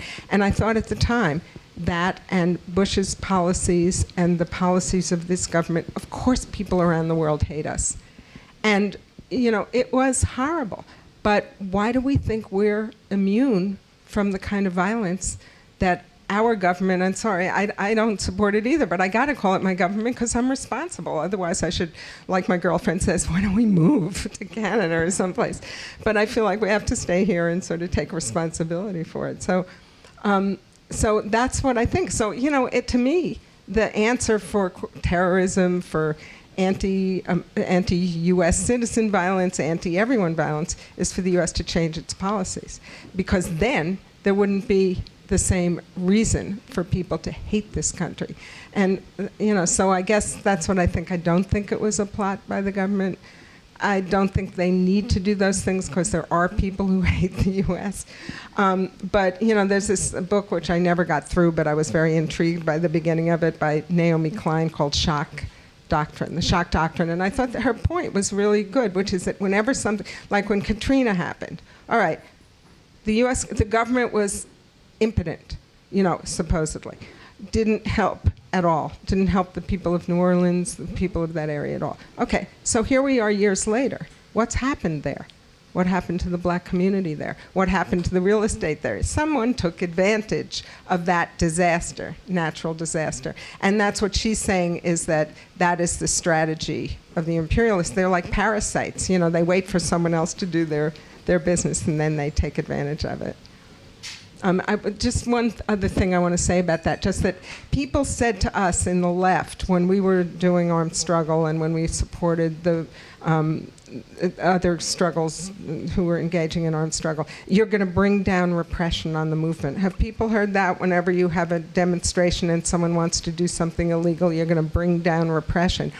And I think it's important to understand that repression exists. You know, if we're not fighting, say you think, boy, it would really be great to have a demonstration and not stay in the march route that the police have approved. You know, let's get to whatever the place is they're trying to keep you away from, or let's bust up this conference by going inside and throwing paint balloons, or I don't know, whatever. If people don't do those things because they think they're going to bring down repression or whatever it is, that is being repressed, because you're not fighting because you're scared that you're going to get something in trouble by fighting. And that's how it works, you know, and I know that from prison. My dear co-defendant, comrade Marilyn Buck, who died last year, 20 days after being released from prison of a really aggressive cancer, after she'd been in for 20-something years. I don't even remember. It's too much. She wrote a paper while she was in prison about self-censorship. And she said that the worst thing that happened to her in prison was that she started censoring herself. Because, you know, you're locked up. We were locked up the same day, she and I. We had been underground for a while. And so we were used to not saying who we were. I would never say I'm Laura Whitehorn. I would say I'm Sharon Stone, or whatever my fake name was, Sharon something, my fake ID. And so you get to prison, all of a sudden you're yourself, and they're calling you your name. But then you find out, you know, you realize that they're trying to find out more stuff about you, about what you did, who your friends are. So you start to sort of shut up, you know. And Marilyn said she was having a lot of feelings about being in prison and all this stuff, and she wanted to keep a journal, and she was afraid to, because she said, oh, they would get it, and then they would have her psychology and all this stuff. And so she started to censor herself, not just by not writing, but by not thinking, and by not talking, and by trying to do what she thought she had to do so that the cops, we called them cops in prison, that's, you know, and we did, every prison, every system has its own language, but we called them cops. And the cops would monitor us by saying, you know, you have to tuck this shirt in, you have to button that button, you have to do this and that.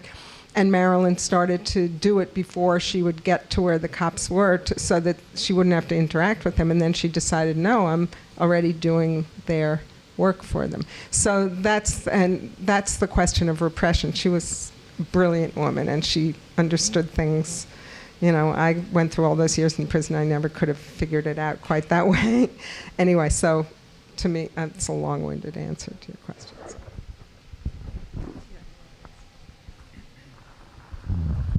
So I've been part of organizing groups where somebody starts talking about the van that's parked across the street that's shooting rays, and I wonder if you can talk about how you talked a little bit about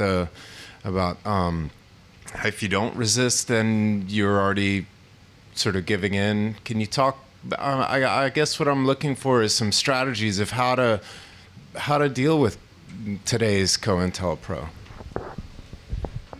Boy, I wish I knew. Maybe Ward can talk about that. I find it a really troubling thing, because I do think it's bad when we repress ourselves. On the other hand, if everything is out there on Front Street, like email makes me really nervous, Facebook makes me really nervous. I personally am not on Facebook, but then I have to ask my girlfriend, oh, can you write to so-and-so on Facebook and ask them to call me, because they don't answer email anymore. I don't know. I mean, I know that when we were underground, the reason we went underground is it was impossible to do the kinds of things we wanted to do, which were illegal, whether it meant doing a bombing or just, as Claude was talking about, sort of building structures for the future, for a revolutionary struggle, putting them in place. We didn't feel we didn't know how to do that and still be public activists. I think that probably was from one era, because we were all known. I think it's different now. But I don't really know. I do know, we always talk about, take the battery out of your cell phone before a meeting, and we all forget to do it. No one knows to do it. And no one even knows whether, I don't know, maybe the people who know about cell phones know whether the government can trace you through where your cell phone battery is. But I feel like we've pretty much, at least the groups that I'm involved with, have pretty much given up trying and just said, basically, let's do it. I was part of, although I couldn't go at the last minute, this new thing that maybe you guys have done, flash mobs. We did one for boycott, divest, and what's the S stand for? BDS for. Oh, sanctions, yeah, which is the anti-Israeli, pro-Palestinian liberation movement, strategy, and everyone. It was done openly on email, but everyone knew the place. You went, you learned the dance and the songs, and then they told you where we were going, and then everyone went there, and then it was filmed, and you can see it on YouTube. It was at Grand Central Station. I think that's a great thing, and it wasn't stopped. Eventually, if those things are really influential, probably after a while, you'll get to Grand Central, and the cops will have cordoned it off or something. But I'm sorry, I'm not answering your question. I don't know how. I just know that, as Claude said before, the more people do more things, and I'm not talking about high-level things. I'm talking about anything. I'm talking about when, how it feels when you go to a city you've never been in, and all of a sudden you see scrawled on the wall, like in our neighborhood, scrawled on the sidewalk. We live in a neighborhood near a traditional Jewish, Orthodox, and Zionist institution, and scrawled on the sidewalk all over our neighborhood is "Viva Palestine." I was really happy when I saw that. So whoever's doing that, doing whatever level of stuff we can do, if we can build large and invisible and just, constantly active and unafraid, then I guess, I don't know, it's not a good answer.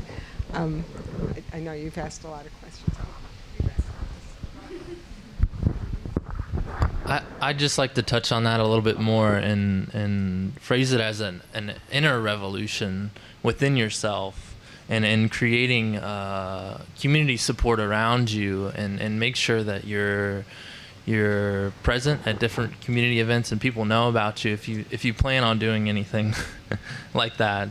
So I think it's worth taking the chance of exposing yourself, because people know about you, and hopefully they'll be there to support you rather than hiding. But I'd also like to ask you about going underground, and were there conversations about being more self-sufficient? And I like that you touched on even simple acts as spray painting or planting a garden.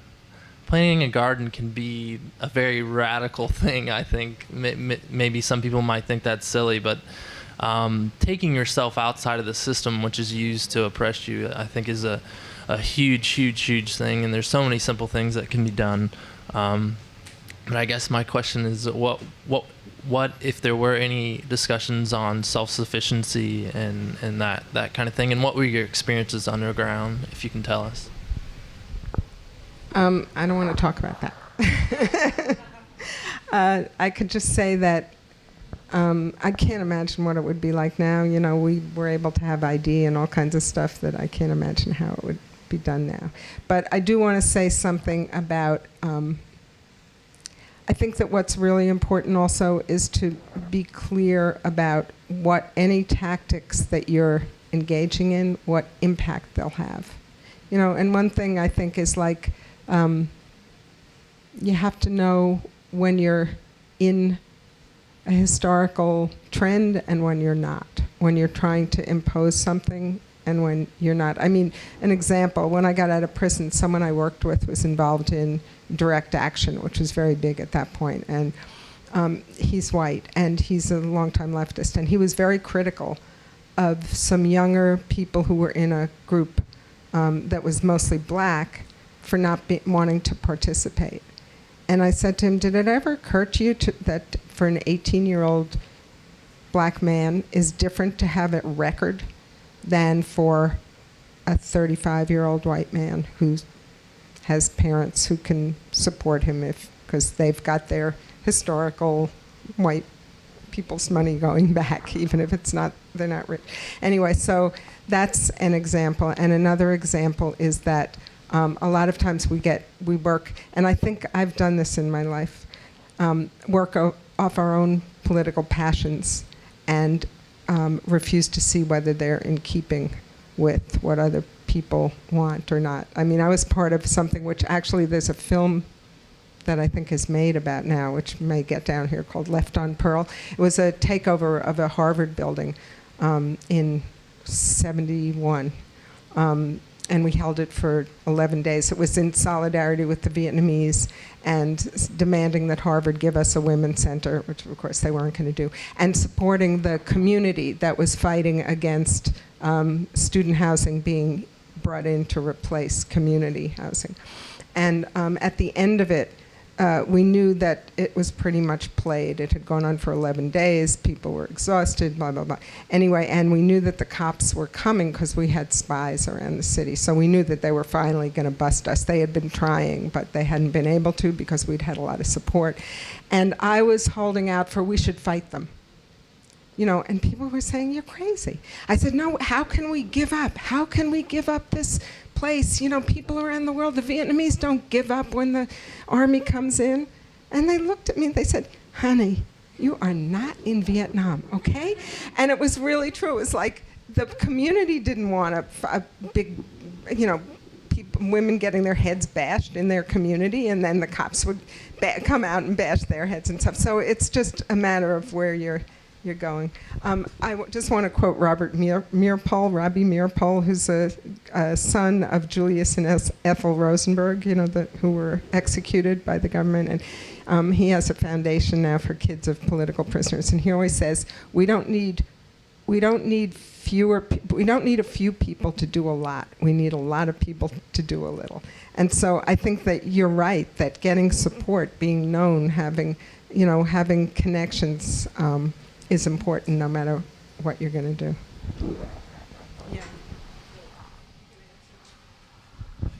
I just want to give an example of something else, which is in the aftermath of the murder of Oscar Grant in Oakland, California, there was a lot of righteous anger in the black community. And people took it seriously, and they were fed up. And they did something about it. They took to the streets. There was over 100 people arrested in the aftermath with crazy charges. I mean, you know, a little bit of glass broke, some fires were started in garbage cans, but people were pissed. The challenge in a situation like that is to understand what the underlying response was about and to support it and stop quibbling over, you know, are they bringing more heat down? More heat after that? I mean, that's plenty of heat, you know, and the young people that were with him were charged also. And, you know, that's disappeared out of the media as well. And subsequently, there's been a lot of stuff happening led by things like the BSU at Laney College. And a lot of young people whose consciousness really changed after the Oscar Grant murder by the BART police. Now they're being followed around and confronted by the cops, by the OPD. They're getting pulled over for just anything, and the cops know them by name, and they're essentially intimidating the incipient leadership of the black community in this situation. You know, it's not a question of, you know, who's bringing the heat down in a situation like that. It's not to question the righteous anger of a black community that's had enough of police violence that is never, ever taken to task. If it weren't for the response of largely the black community in Oakland, Meserly, the cop, would have never been brought to trial at all. And the fact that there were videotapes, I mean, there's been videotapes of other things too, but they've never resulted in a cop actually being tried. That response is a seminal lesson, I think, because when you're under the boot heel, people are pissed. And whether it's spontaneous or planned is irrelevant. Our responsibility in a situation like that is to support the black community. The prosecutor are trying to institute what are called gang injunctions. They exist in other places. Basically, they say, here's the area, here's the list of people. They can't associate with one another. They can't be out after 10 p.m. or whatever the draconian limit there is being placed on these people. Basically, a green light to target people that are considered gang members. The gang injunctions in the Fruitvale of Oakland is largely targeting Latinos. And the resistance around Oscar Grant is bringing about a level of unity led by the black people who rose up around Oscar Grant to also oppose the gang injunction. It's very interesting. Oakland is very worried about the growing unity of the black and the Latino community in resisting these machinations and plans and the oppressive work of the cops. So it's a situation that's politicizing and that is growing in its level of political clarity. And I just think, you know, people should keep an eye on it because it's really not in the press what's going on. But it's a form of resistance that's very grassroots. And there's a consciousness in Oakland about the history of the Black Panther Party, I would add, so that it has a connection to some of its political antecedents. Yeah, because one of the things that Safia talks about whenever she talks about political prisoners, and I think when you mentioned gardens, Herman Bell from inside prison started something called the Freedom Garden. And he started it by Victory Gardens, thank you. Yeah, Victory Gardens. And he started it by talking with people on the outside who lived in Maine who had some land and wanted to do something with it and were inspired by the example of the Black Panther Party.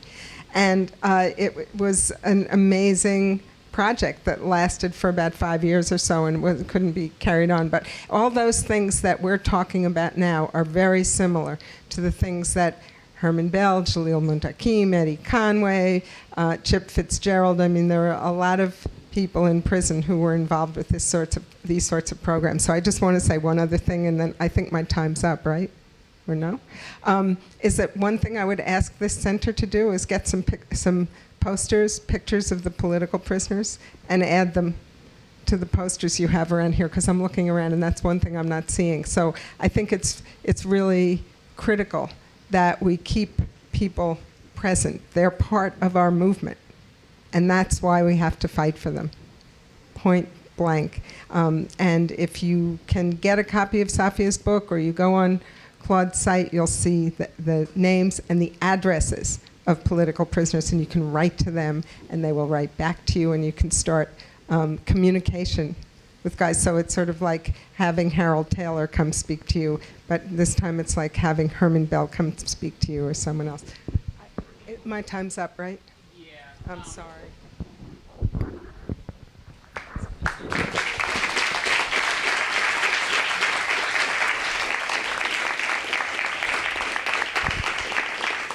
And hopefully we'll have a little bit of time at the end to continue question and discussion. But what we're going to do now is take like a 10-minute break. But don't go home, because the next person up to speak is the man that the UF Provost Glover thought was too dangerous to have speak on campus. So you're not going to want to miss it, because who knows what he's going to say. Ward Churchill from the American Indian Movement, longtime activist and scholar. So he'll be up in 10 minutes with Professor Schuller introducing him. So 10 minutes, be here to hear some dangerous stuff. And once again, I'd like to thank our co-sponsors, the International Socialist Organization, the Alachua County Public Library, the Samuel Proctor Oral History Project, and the Civic Media Center. So we'd like to thank them. This is this symposium is part of the Americanist and the English Department's annual symposium. So we'd also like to thank Ed White. He said he doesn't want to be thanked, but he actually is the reason for the season. And I did that on purpose because he told me not to. We're going to go ahead and start the talk. Introducing Ward Churchill is Professor Malini Schuller, who's a professor in the English department. Her area is post-colonial studies. So I'll go ahead and turn the mic over to her. Thanks, Amy. Ward, do you feel safe? Okay.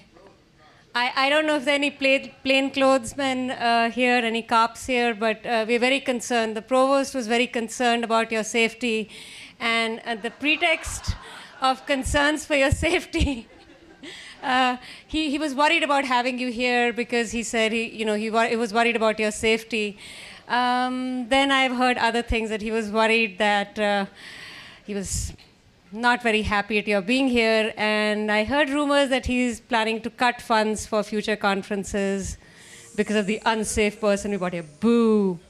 Anyway, I'm really happy to introduce Professor Ward Churchill, formerly chair of the Department of Ethnic Studies at the University of Colorado at Boulder, and co-director of the American Indian Movement of Colorado. He's a prime example of an activist being silenced for his political beliefs. And I refer here to the University of Colorado, which fired him for not following ostensibly the party line after 9/11, but more, I believe, for the kind of work that he has been doing for many years. As Gramsci wrote many years ago, that the mode of being the new intellectual can no longer consist in eloquence, but in active participation in practical life as constructor, organizer, permanent persuader.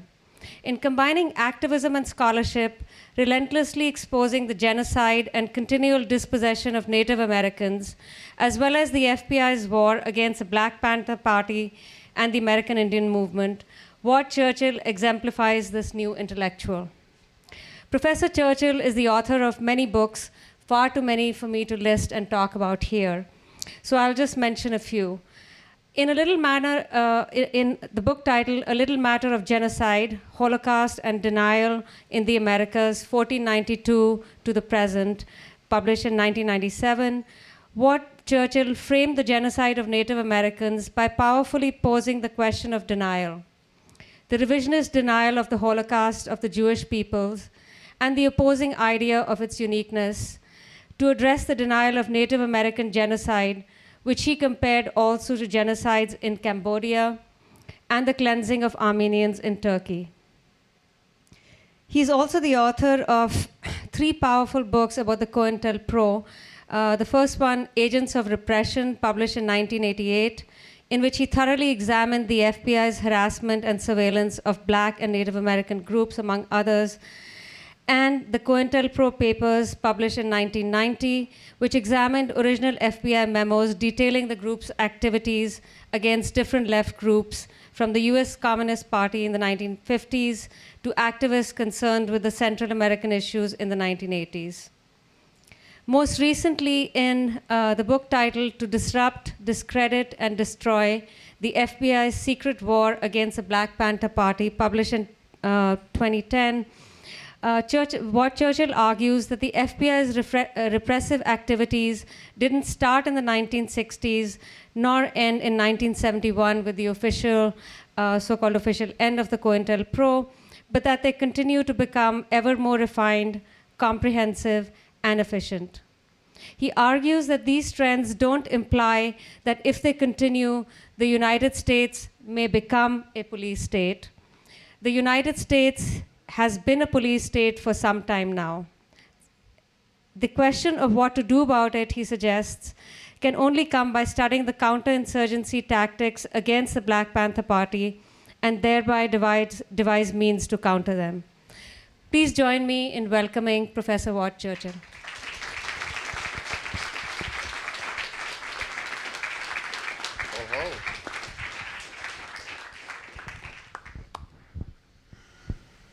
CO, I guess I should say, first of all, for the benefit of the provost, who I guess is responsible for the fact that we're in this wonderful space rather than in another sterile classroom on the University of Florida campus. Boo. All right, now that I've psychologically terrorized you all,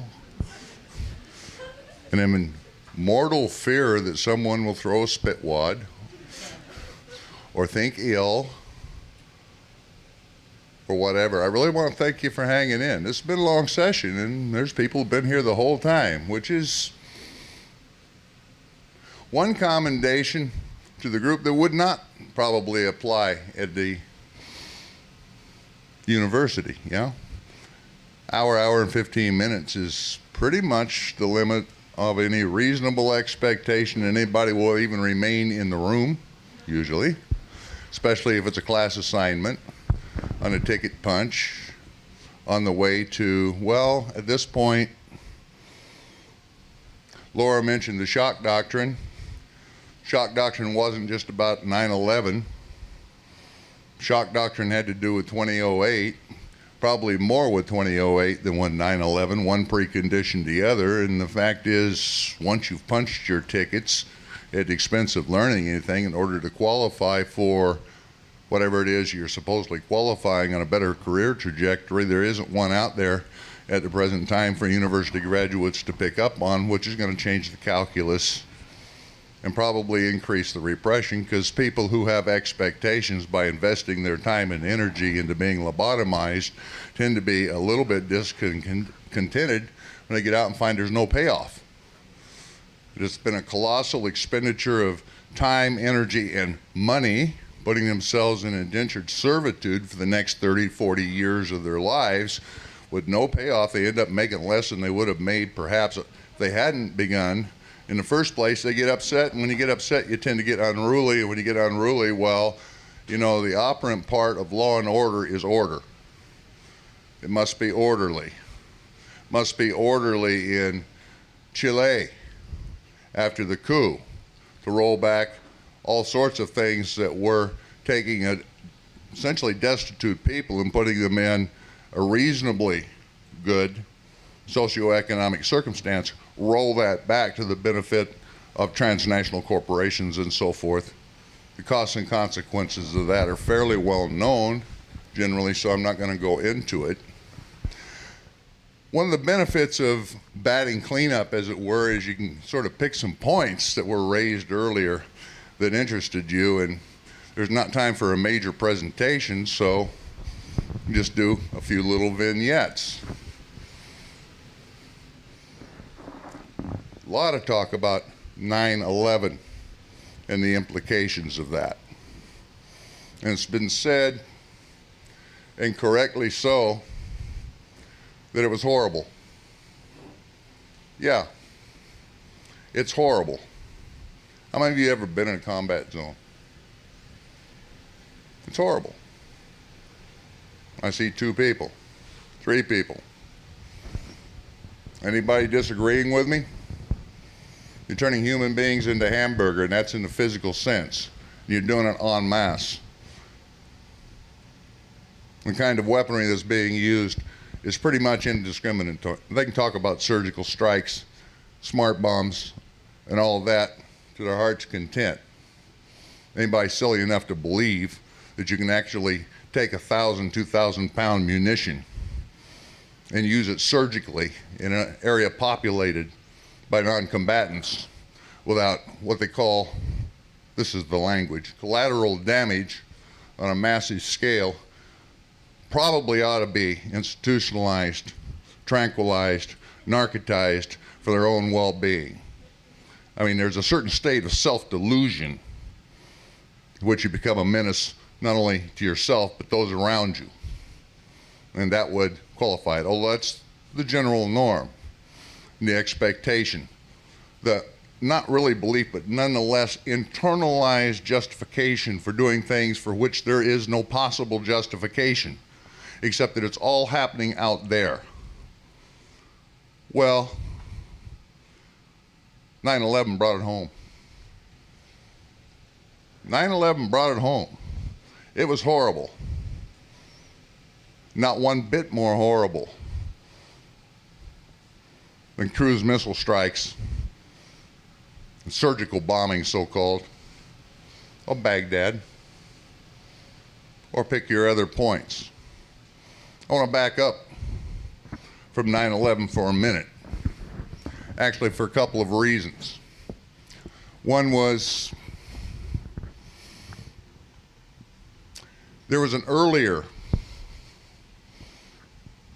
detonation in the United States in response to governmental policy. It happened in Oklahoma City. Scale was smaller. Okay? Scale was smaller, nonetheless, same principle. Maybe some of you will have a recollection of a guy named Rush Limbaugh going on the radio and saying, in response to Oklahoma City on the first evening after the bomb had been detonated in the street, took out the entire face of the building and something close to 200 people, including a bunch of children. Says, you bomb Baghdad tonight. Somebody that was a caller on the radio said, but there's been no established link between anything that happened in Baghdad and what just happened in Oklahoma City. And Rush said, in response, to bomb it anyway, because even if they didn't do it, Saddam Hussein, in a position that he's taken, has done more than any three people you could name on the planet to create the mentality which caused it to occur. Turns out to be Timothy McVeigh.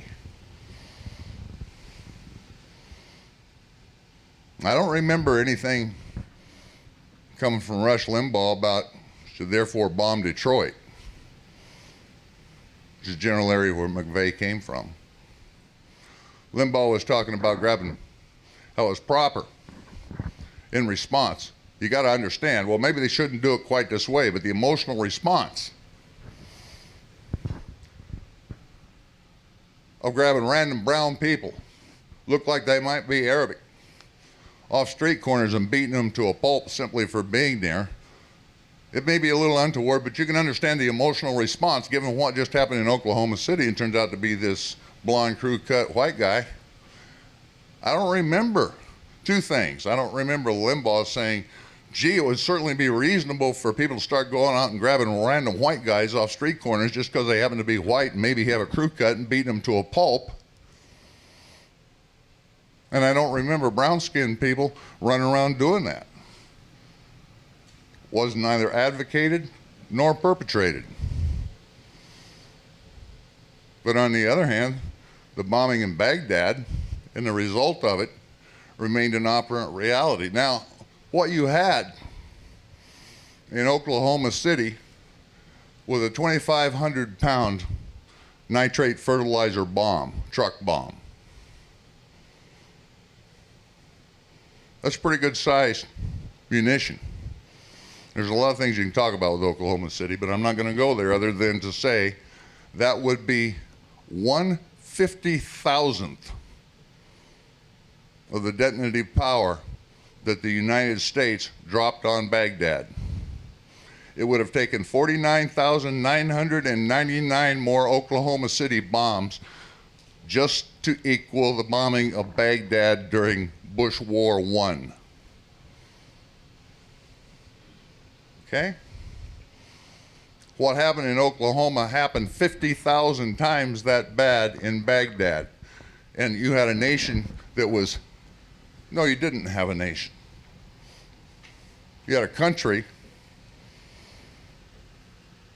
in which there are a whole bunch of nations. You had a statist entity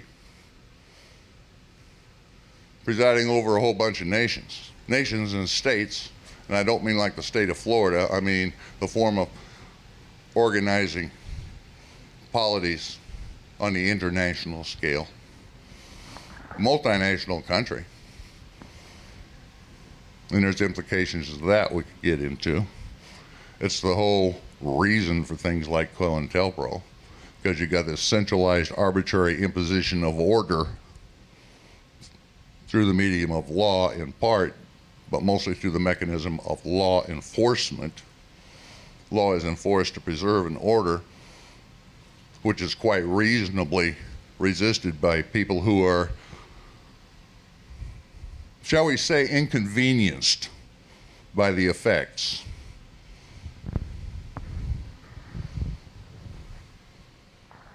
As a result of that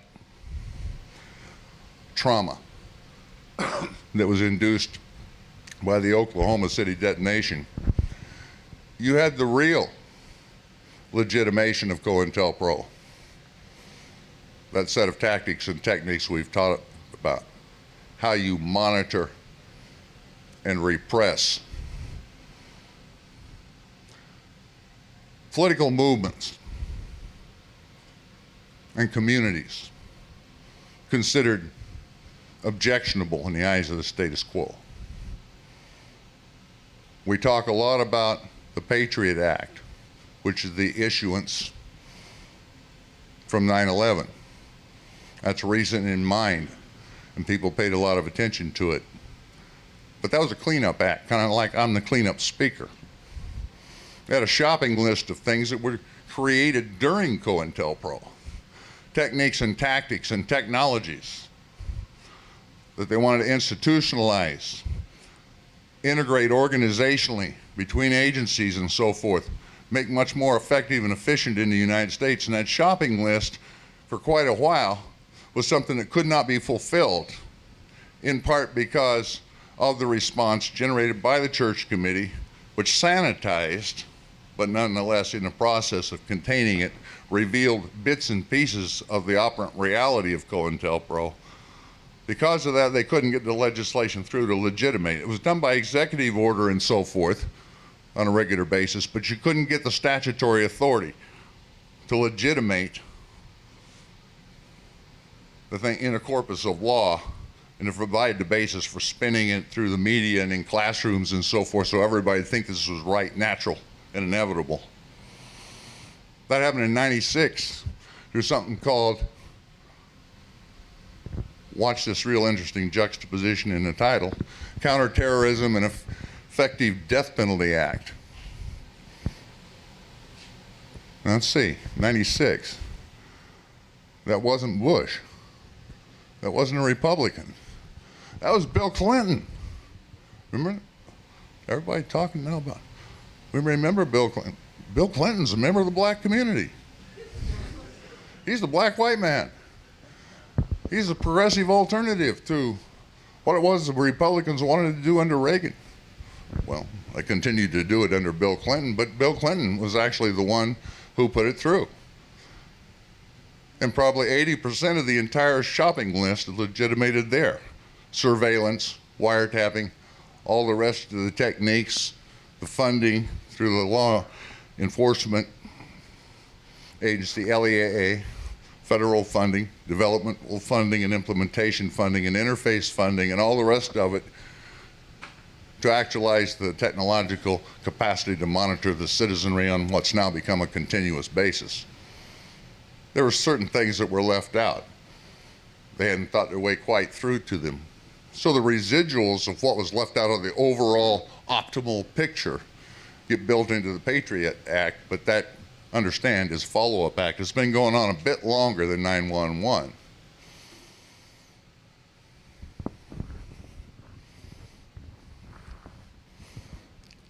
(9/11) itself, tragic, horrible. Worst of all, right downtown in New York. See what the United States does out in the world, and what the United States does on the reservations out of sight and out of mind, and what the United States does in the inner cities, what the status quo does as an operant reality day in, day out with grinding effect and human trauma, turning people physically and psychologically into hamburger.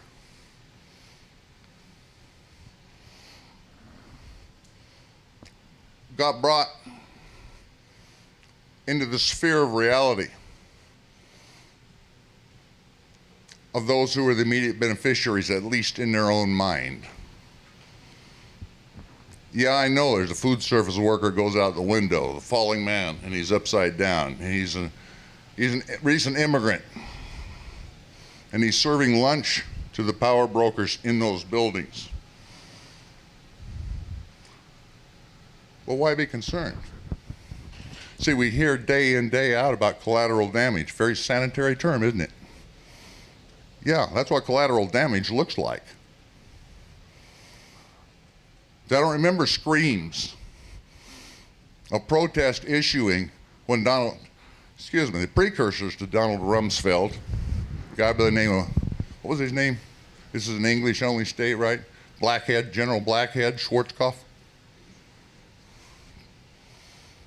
And Colin Powell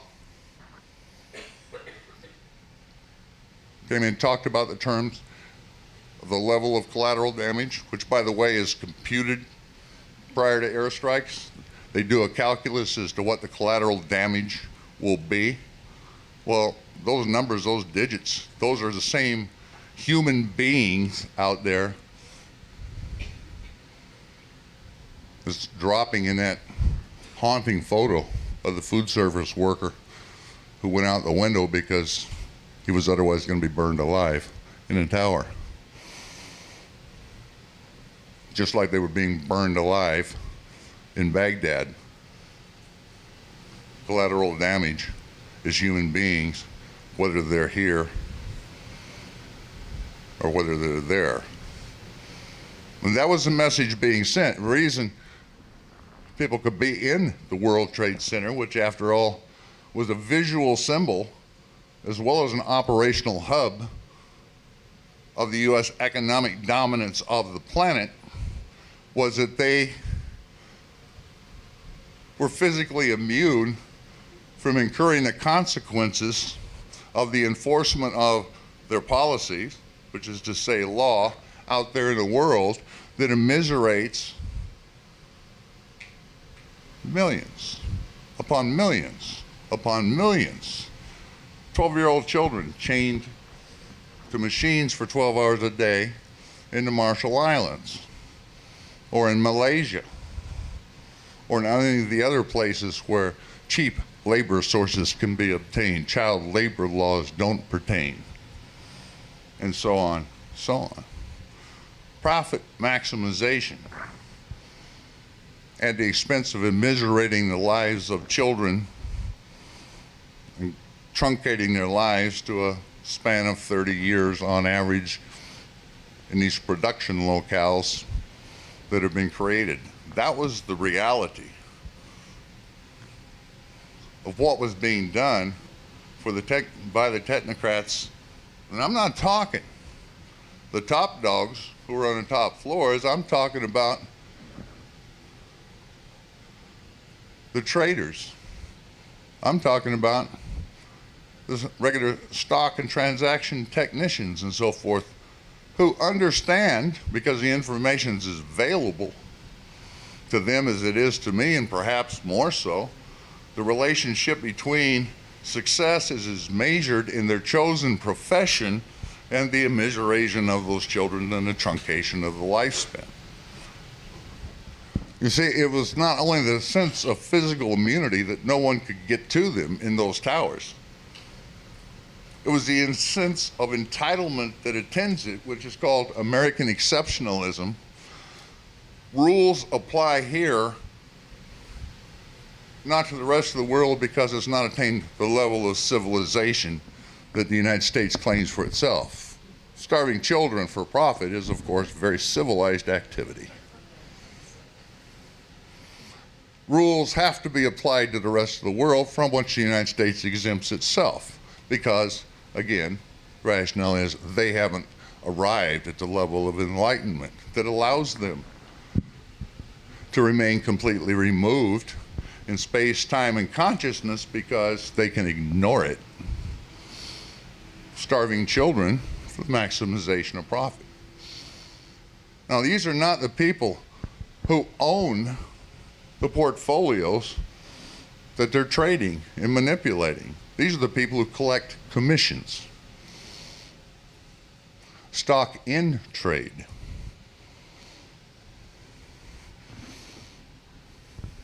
When you knowingly starve children, whatever rationalization for doing it you do, I submit you're the moral equivalent of Adolf Eichmann. But they never killed anybody. Neither did Adolf Eichmann.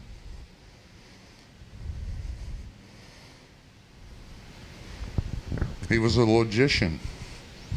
Maybe I should stop and ask, because I discovered after I compared the people in the towers on 9/11 to Adolf Eichmann, following an argument from Hannah Arendt, that virtually no one out there seemed to know who Adolf Eichmann was. Anybody here who doesn't know? Really? Uh-oh. You must go to a university. You're either a university processed or already, or you're being processed. Don't feel bad. President of my own institution thought he was a Jew. I kid you not. Former senator from Colorado, president of the University of Colorado, thought when I made the comparison to Eichmann about 9/11 that I was being anti-Semitic. Word that came up this morning. And my Jewish lawyers looked at him, all due shock, and said, why? What was it about making a reference to Eichmann made you think he was being anti-Semitic? He said, well, mumble, mumble. And so, who do you think Eichmann was? I'm not sure. Somebody Jewish. Eichmann, the architect of the Holocaust, the logistician who made the trains run on time to deliver the Jews to the gas chambers, made sure that the teeth were efficiently extracted and melted, converted into gold bullion for transshipment to Switzerland. That's who we're talking about. He thought I was Jewish. And of course, that would be anti-Semitic. Yeah, there's errors in the things we say because we assume that the populace will know basic things like who Richard Nixon was. And we discover, or so I'm told today, that an incoming class in the social sciences, University of Florida, something like 3 in 10 can't identify who Richard Nixon was? Okay. Makes it difficult to have reasonable discourse and convince people of the impropriety and to follow the regular processes that would allow for constructive engagement for change of policy through reasonable conversation. When we're at that level of not knowing anything. But meanwhile, if you're on the receiving end of this out in the world, if it's your children that are being converted into hamburger, if it's your children who are being converted into individuals so deeply traumatized that they can't function in the world, and if it's going on, and if you made the point, and if it's been cognated as it was in the case, say, of Iraq in the interwar period, the U.S. sanctions had resulted in the needless deaths of 565,000 Iraqi children. That's a country of less than 25 million. You're talking about an entire generation. That's just the dead. That's not the ones who are physically debilitated and traumatized as a result of what's been imposed. If that's been confirmed by the U.S. ambassador to the United Nations on a forum a venue as public as 60 Minutes and there's no response, how do you respond? How do you react? How do you get people's attention? How do you get the message across? Maybe you fly a couple airplanes into buildings. Say, see, how does it feel? You like that? Oh, by the way, you got a CIA office in there. That made it a legitimate target according to Rumsfeld's dictum on how you can hit targets, how you can engage in targeting in civilian populated areas. Oh yeah, by the way, you have military recruitment offices in those buildings. That made them legitimate targets according to the standards that are embraced without murmur by the body politic in the United States. Do you really think that's true? You think that's actually acceptable? Here, see how it feels. Not what you think, how do you feel? Well, how you feel is that you embrace literal fascism in the form that we're encountering it now, in a form where torture becomes standard practice of agencies to guarantee our security. Now, who's us? We come back kind of first circle. The provost will worry about my safety. I mean, aside from saying bullshit, I'll take care of my own security, thank you. You worry about making sure that there's a forum for exchange of ideas. That's your job, not to worry about my safety. If I'm not feeling safe, maybe I won't show up, or maybe I'll bring my own security, or maybe I'll act as my own security. Just kind of common sense sorts of things. When they talk about our security, all these things, rights that must be compromised, given up, and so on, in the name of our security, the indignities you must go through in airport. I drove 1,800 miles to get here. I will not fly under the conditions that they have imposed. Although they making driving a miserable experience increasingly as well. Maybe we have to do all this in internet so they can monitor it even more effectively, you suppose? They offer no symposia now.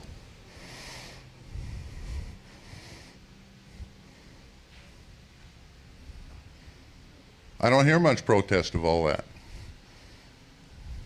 Things they were doing that were illegal under Cointelpro, the continuous monitoring, random monitoring of telephone communications, the continuous monitoring of email communication, all the rest of that. I'm not hearing much response because it's for our security. Who's us? And who is this being monitored?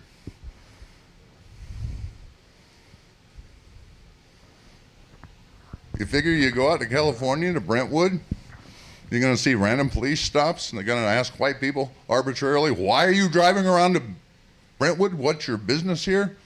Where did you get this Jaguar? What's your source of income to have a Mercedes-Benz? So that's what's happening? Who's the us in our security? And what are we being secured from? Well, if anything, if you can say the populace as a whole is affected in any way at all by being secured rather than being subjected to increasing amount of curtailment of rights and ever greater amount of harassment by authorities, it'd have to be you're being secured from your obligation to know what the hell is being done in your name at any given moment and deciding whether or not it's acceptable to you, and if it's not doing what it is, it's necessary to get it changed. You're being secured from acting as a human being in the world. You're having obligation removed. That's the face of Cointelpro, the rubric that it's become now. The people who stood up, people who are still in prison, and all the rest of that, undertook that responsibility, and what the state has set about to this burgeoning security apparatus, which takes the form of these tactical units coming out looking like Ninja Turtles in their high-tech street garb, using weaponry that is not available to most third world armies against the citizenry of the country that's supposedly being secured and all the rest of that is to make it safe for default. Tranquility, to be narcotized, to be, as they put it in Vietnam when we were doing it that way while I was there and figuring out what all of this meant in the first instance, pacified. Pacification was the objective. Well, that objective, by and large, was accomplished at a certain point. Two of the speakers have spoken to that, actually all three. But the dynamic of armed struggle kind of outran the social reality that made it a viable prospect to be accomplished, which is not a criticism. It's just a cognition. Pacification had been accomplished. People were intimidated. Leaders had been taken out. Counterinsurgency had been effected. And once that was achieved, the object was to maintain things at that level. And you can do that through indoctrination. You can do that through media. You can do that in all the ways that, if you think about it, if you do the one absolutely impermissible thing in a society, which is actually think, it's not hard to figure out. How to undo it, that might be another conversation in terms of complexity. But in terms of understanding what I'm talking about and the enforcement of it, which is in the burgeoning police. The kid in Oakland, what was his name, the one that got? You were both talking about black kid in Oakland that was killed. The cop actually got. Yeah. What was the cop's defense? I thought I got my taser. Number one, if you can't tell the difference between your taser and a .357 Magnum, you probably ought not to be allowed to run around carrying either. Well, what kind of a defense is that? I just meant to jolt the guy with electricity while he's lying on the ground, having submitted, in order to punish him curbside for, well, the preeminent offense in the social order, which is contempt of cop, or whatever it was they thought he'd done, or just because you like to watch him jerk and twitch, or maybe hear him scream.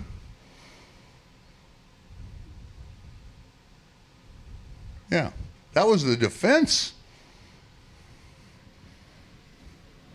That was the defense. You are the targets. You can stay in line.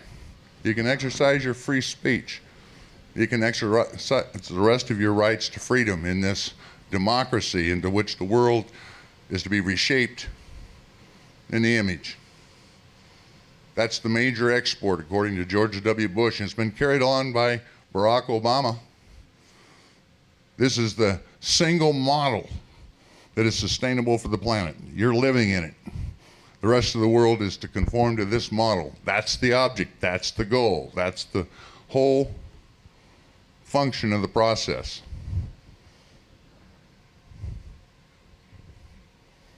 So that you can be free to say anything you want so long as they can be assured that no one hears you, or at least doesn't listen. Now, you're free in this country. And this democratic model is to be exported to the world. You're free to do exactly what you're told all the time. There's nothing you do in life that there's not a rule, a regulation, a law, or whole cluster of same to tell you you can't do it, or you have to do it, and if you do it, here's how you will do it.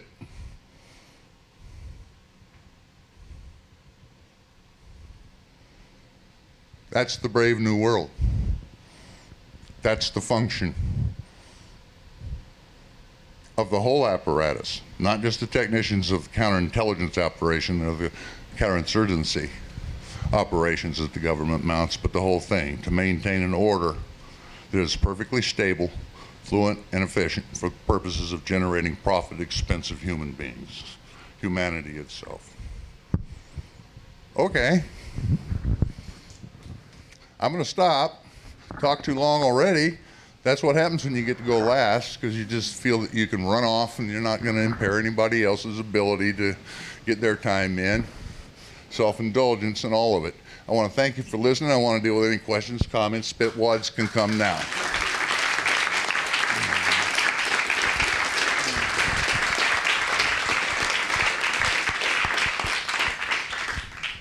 Melanie. Oh.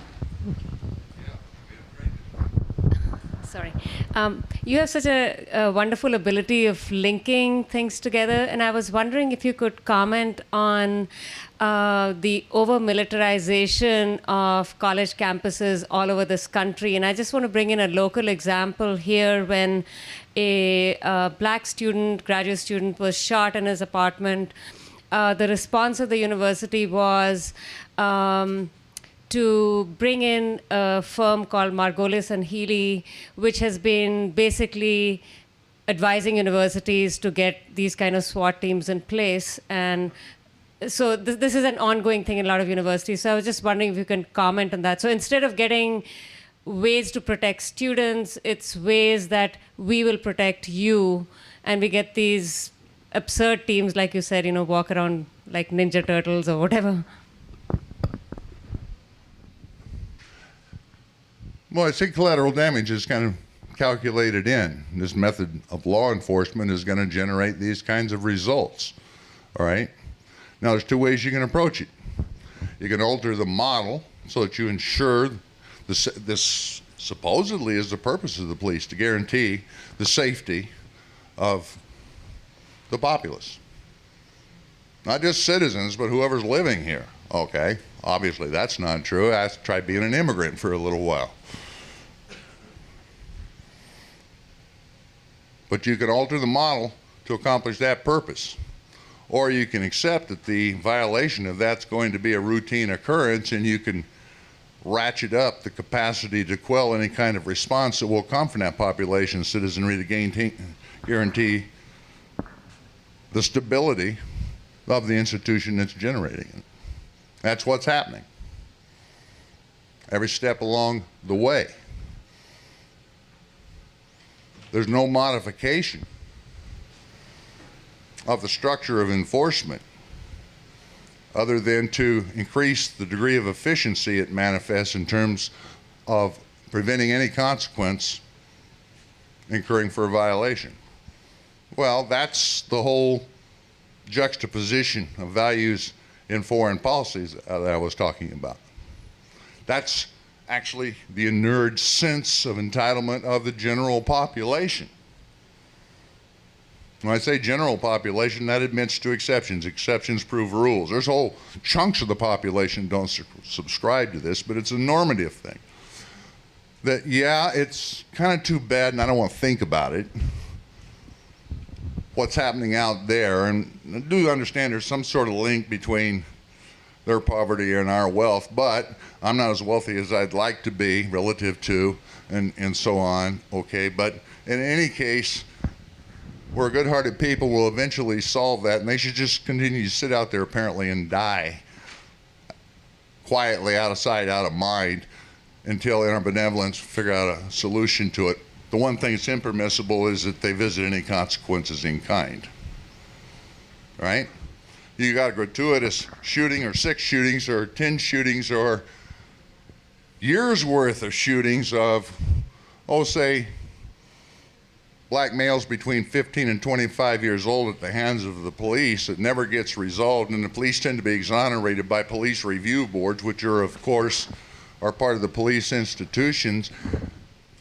No one even gets fired, none, much less dealt with in any consequential fashion. Somebody eventually reacts in the police, and there's the horror about that, and they beef up the police. And it always comes in the media spin and the liberal spin. There's an old Phil Oakes song that I think y'all probably everyone ought to hear.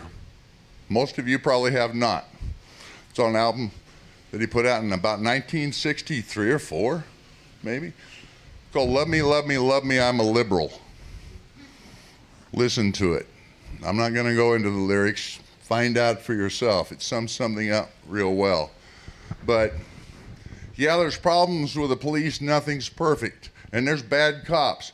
But the overwhelming majority of cops are something else. They're not those bad cops. It's not a structural or institutional problem. Anybody ever heard that rap? Rotten apples in the barrels, it's usually called. There's a few rotten apples in every barrel. Well, let me tell you about rotten apples. I grew up with apples. I'm a country boy. If you got a few rotten apples in a barrel, the whole damn barrel's rotten pretty quick. We've had those few rotten apples generation after generation in the barrel of policing. Do you really think that your average cop, the one who doesn't pull the trigger on the black kid, didn't know the sense and sensibility and attitudes of the one who did? That was all mysterious. He didn't know anything about this guy. Might as well have been, well, not might as well have been, was the functional equivalent of a white knight of a Ku Klux Klan member.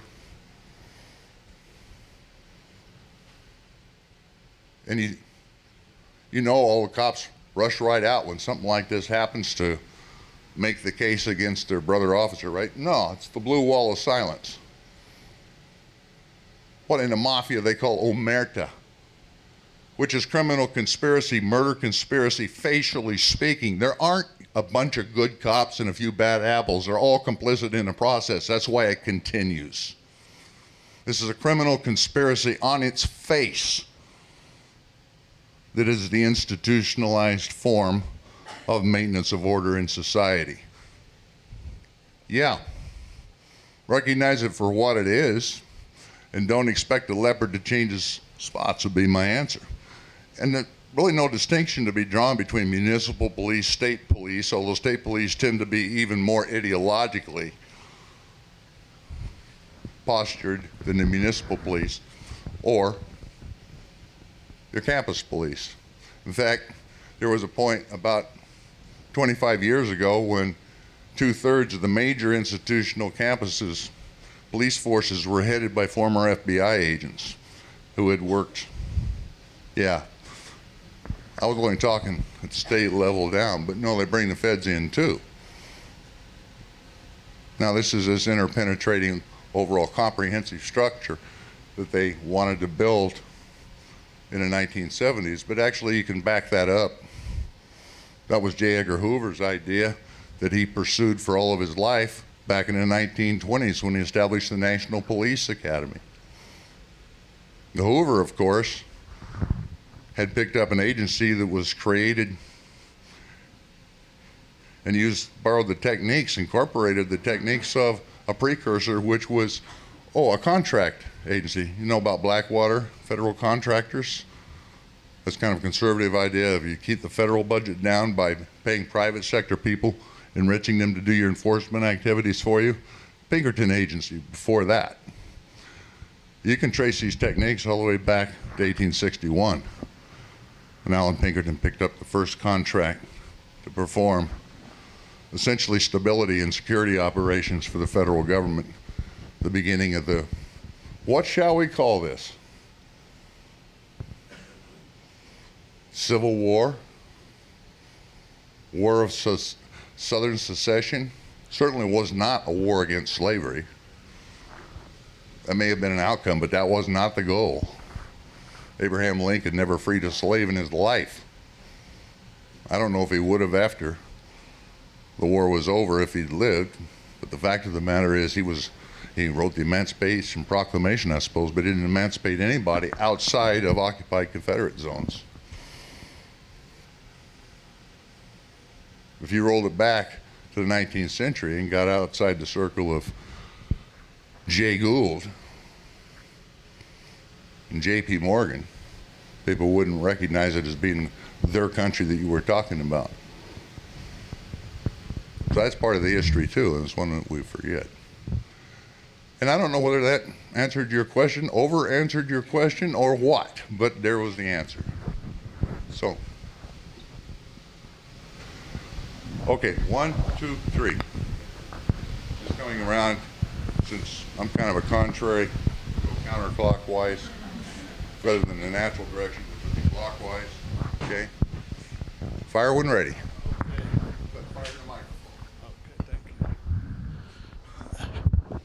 Now, it's understood that we live in a very chaotic world. We as human beings are imperfect. And so we as being imperfect beings, wouldn't you think that we should seek divine intervention and divine guidance rather than we're fighting, it seems like we're fighting forces that are very formidable. And so wouldn't you think that we should connect with entities, divine entities that can guide us and to transform our lust and greed into love?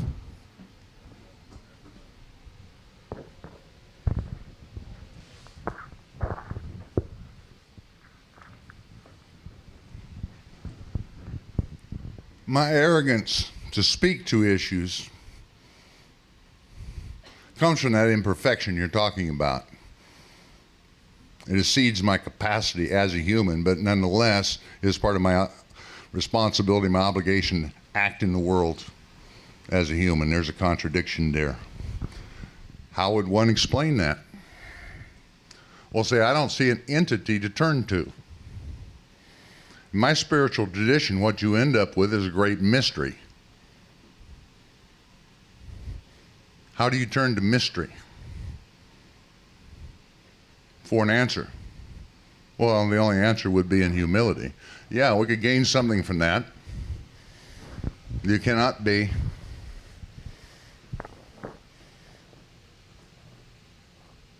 functioning on the basis of humility and slaughtering people around you at the same time. Just can't work that way. So if you want to draw a lesson from that, yeah, it's a spiritual lesson that can be drawn. I'm a spiritual person, but there's no institutionalized answer to this. The institutions are the problem. They're structural and part of it. And frankly, I don't see the situation as being really all that chaotic. I see it as being relatively efficient and getting more efficient all the time. It's accomplishing the purpose that it's designed to accomplish. That's not chaos. It may be something that you dislike, that you despise, that you morally oppose. I could add a few more qualifiers there, but then you would have an obligation to act in the world to oppose that which is morally unacceptable to you, politically unacceptable to you. Just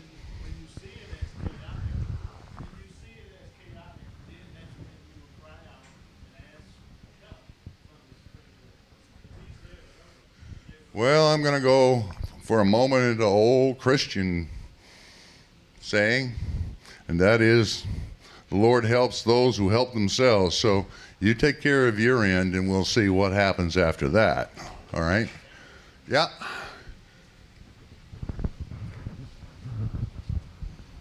What, a second. I wasn't teasing, but I did want to say, that's not spoken as a Christian. I just thought I'd throw that out there.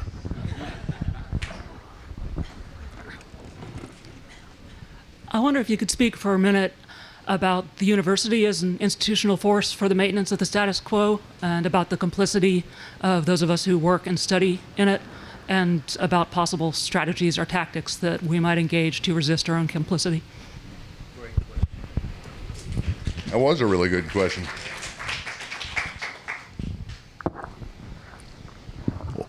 Well, first of all, these aren't universities. We call them that, but they're not, and they never have been. All right? The model supposedly taken comes out of 19th century German academic tradition.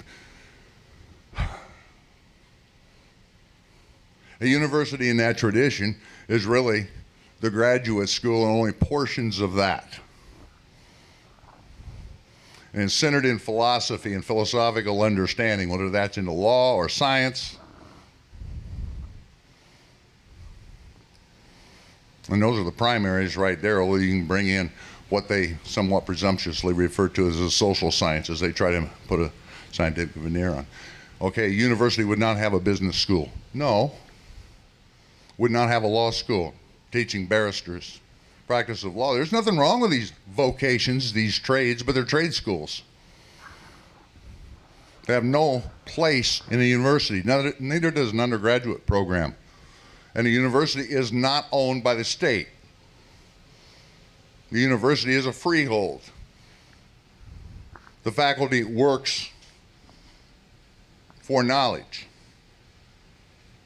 They don't work for the provost, the dean, the board of regents or trustees. They're freeholders in the enterprise. The only person or people who can get rid of the faculty are other faculty members on the basis of their incompetence to remain in the faculty, period.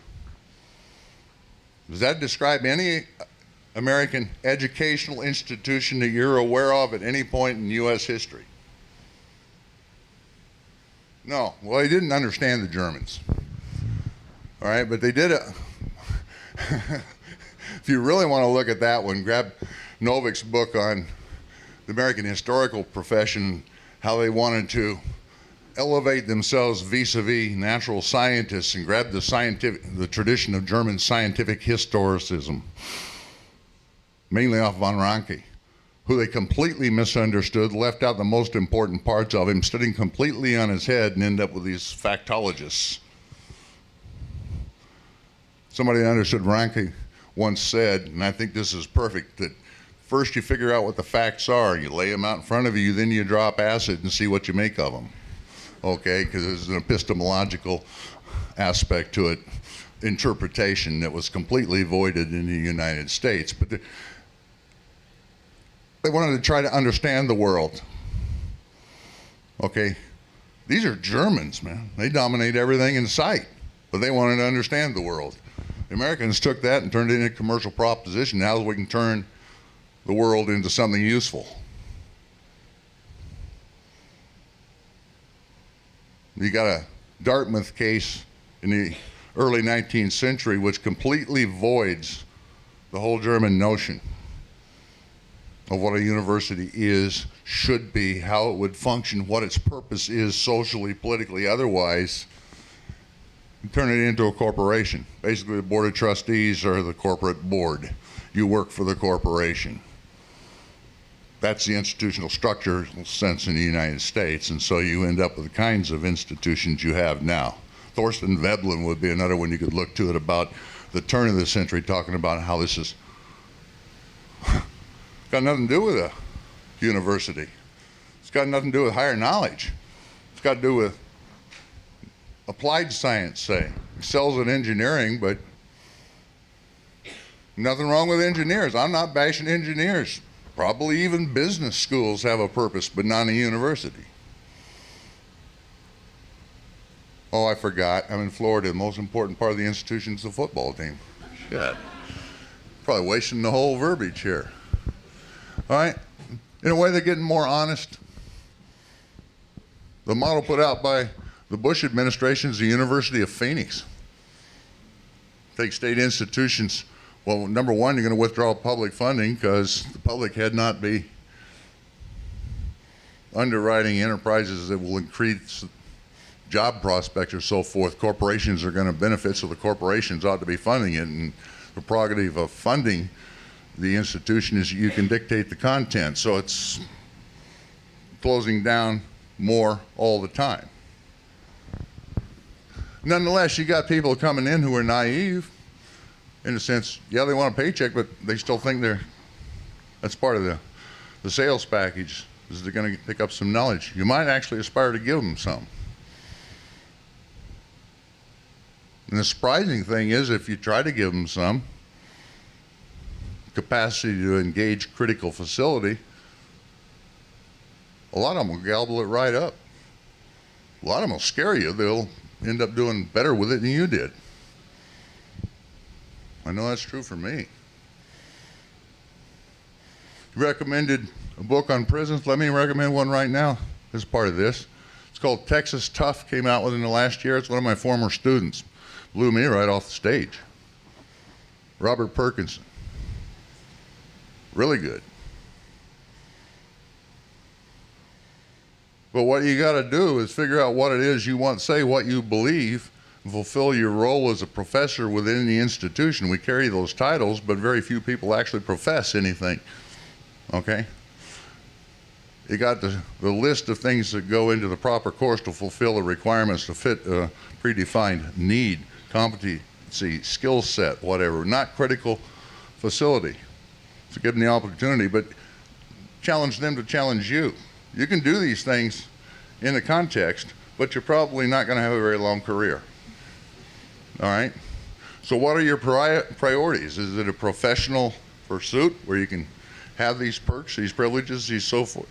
Or do you have a particular social purpose for engaging? I can't make that decision for you, but if you make it, then you just proceed to do what you see the mission as being. You stay true to yourself. You remain consistent to yourself. And to hell with the provost, to hell with the board of regents. I mean, I'd like to interact with most boards of regents, but it would be, relatively speaking, in the role of hangmen as they stand on a gallows for what they do to the whole idea of education or even human dignity. Hands are going up. All right. Was that enough of an answer? Okay. But my question to you was,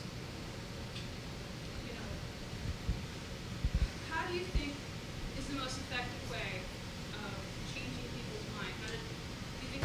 In 4 seconds. I'll repeat, yes. Okay? There is not a way. Right? It's not written scripture or stone.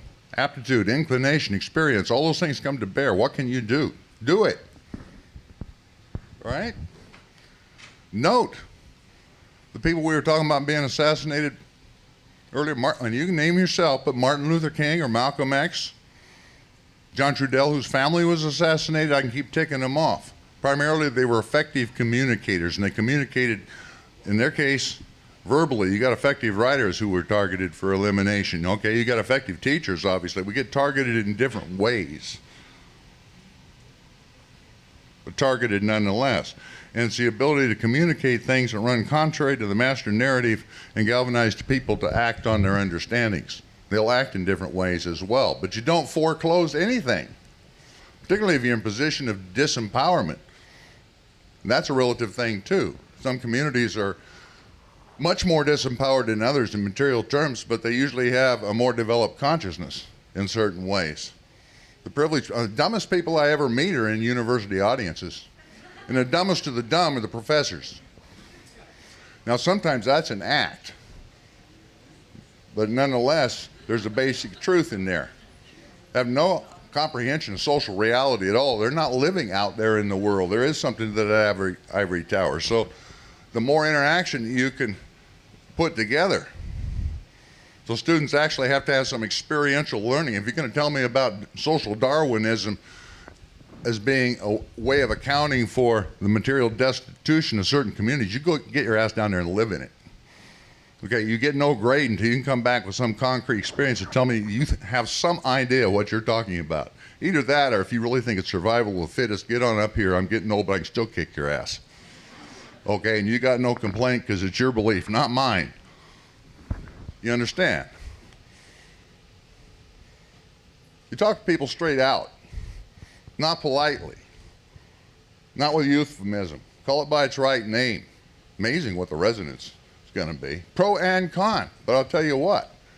If you can actually provoke, if you can achieve the resonance and provoke a response, you don't know what the outcome is going to be. I've had hardline conservative students come back to me 10 years after the fact, say, I finally understood what you were talking about and doing something about it. And I've had on the barricades, right on anarchists, man, there's nobody more radical than me, end up being stockbrokers. You know, you can't predict it. All you can do is stay consistent, put it clearly as you understand it, and see what grows. You can write about it, you can talk about it, you can fight about it, you can do all of the above. Okay? And I think everything else has to stay off until tomorrow. So, thank you. Hey guys, before you leave, I just want to thank our speakers and our organizers and you guys for coming out. There is a box going around. Please help us keep our lights on, our doors open, and have events like this. Give whatever you can, and thank you.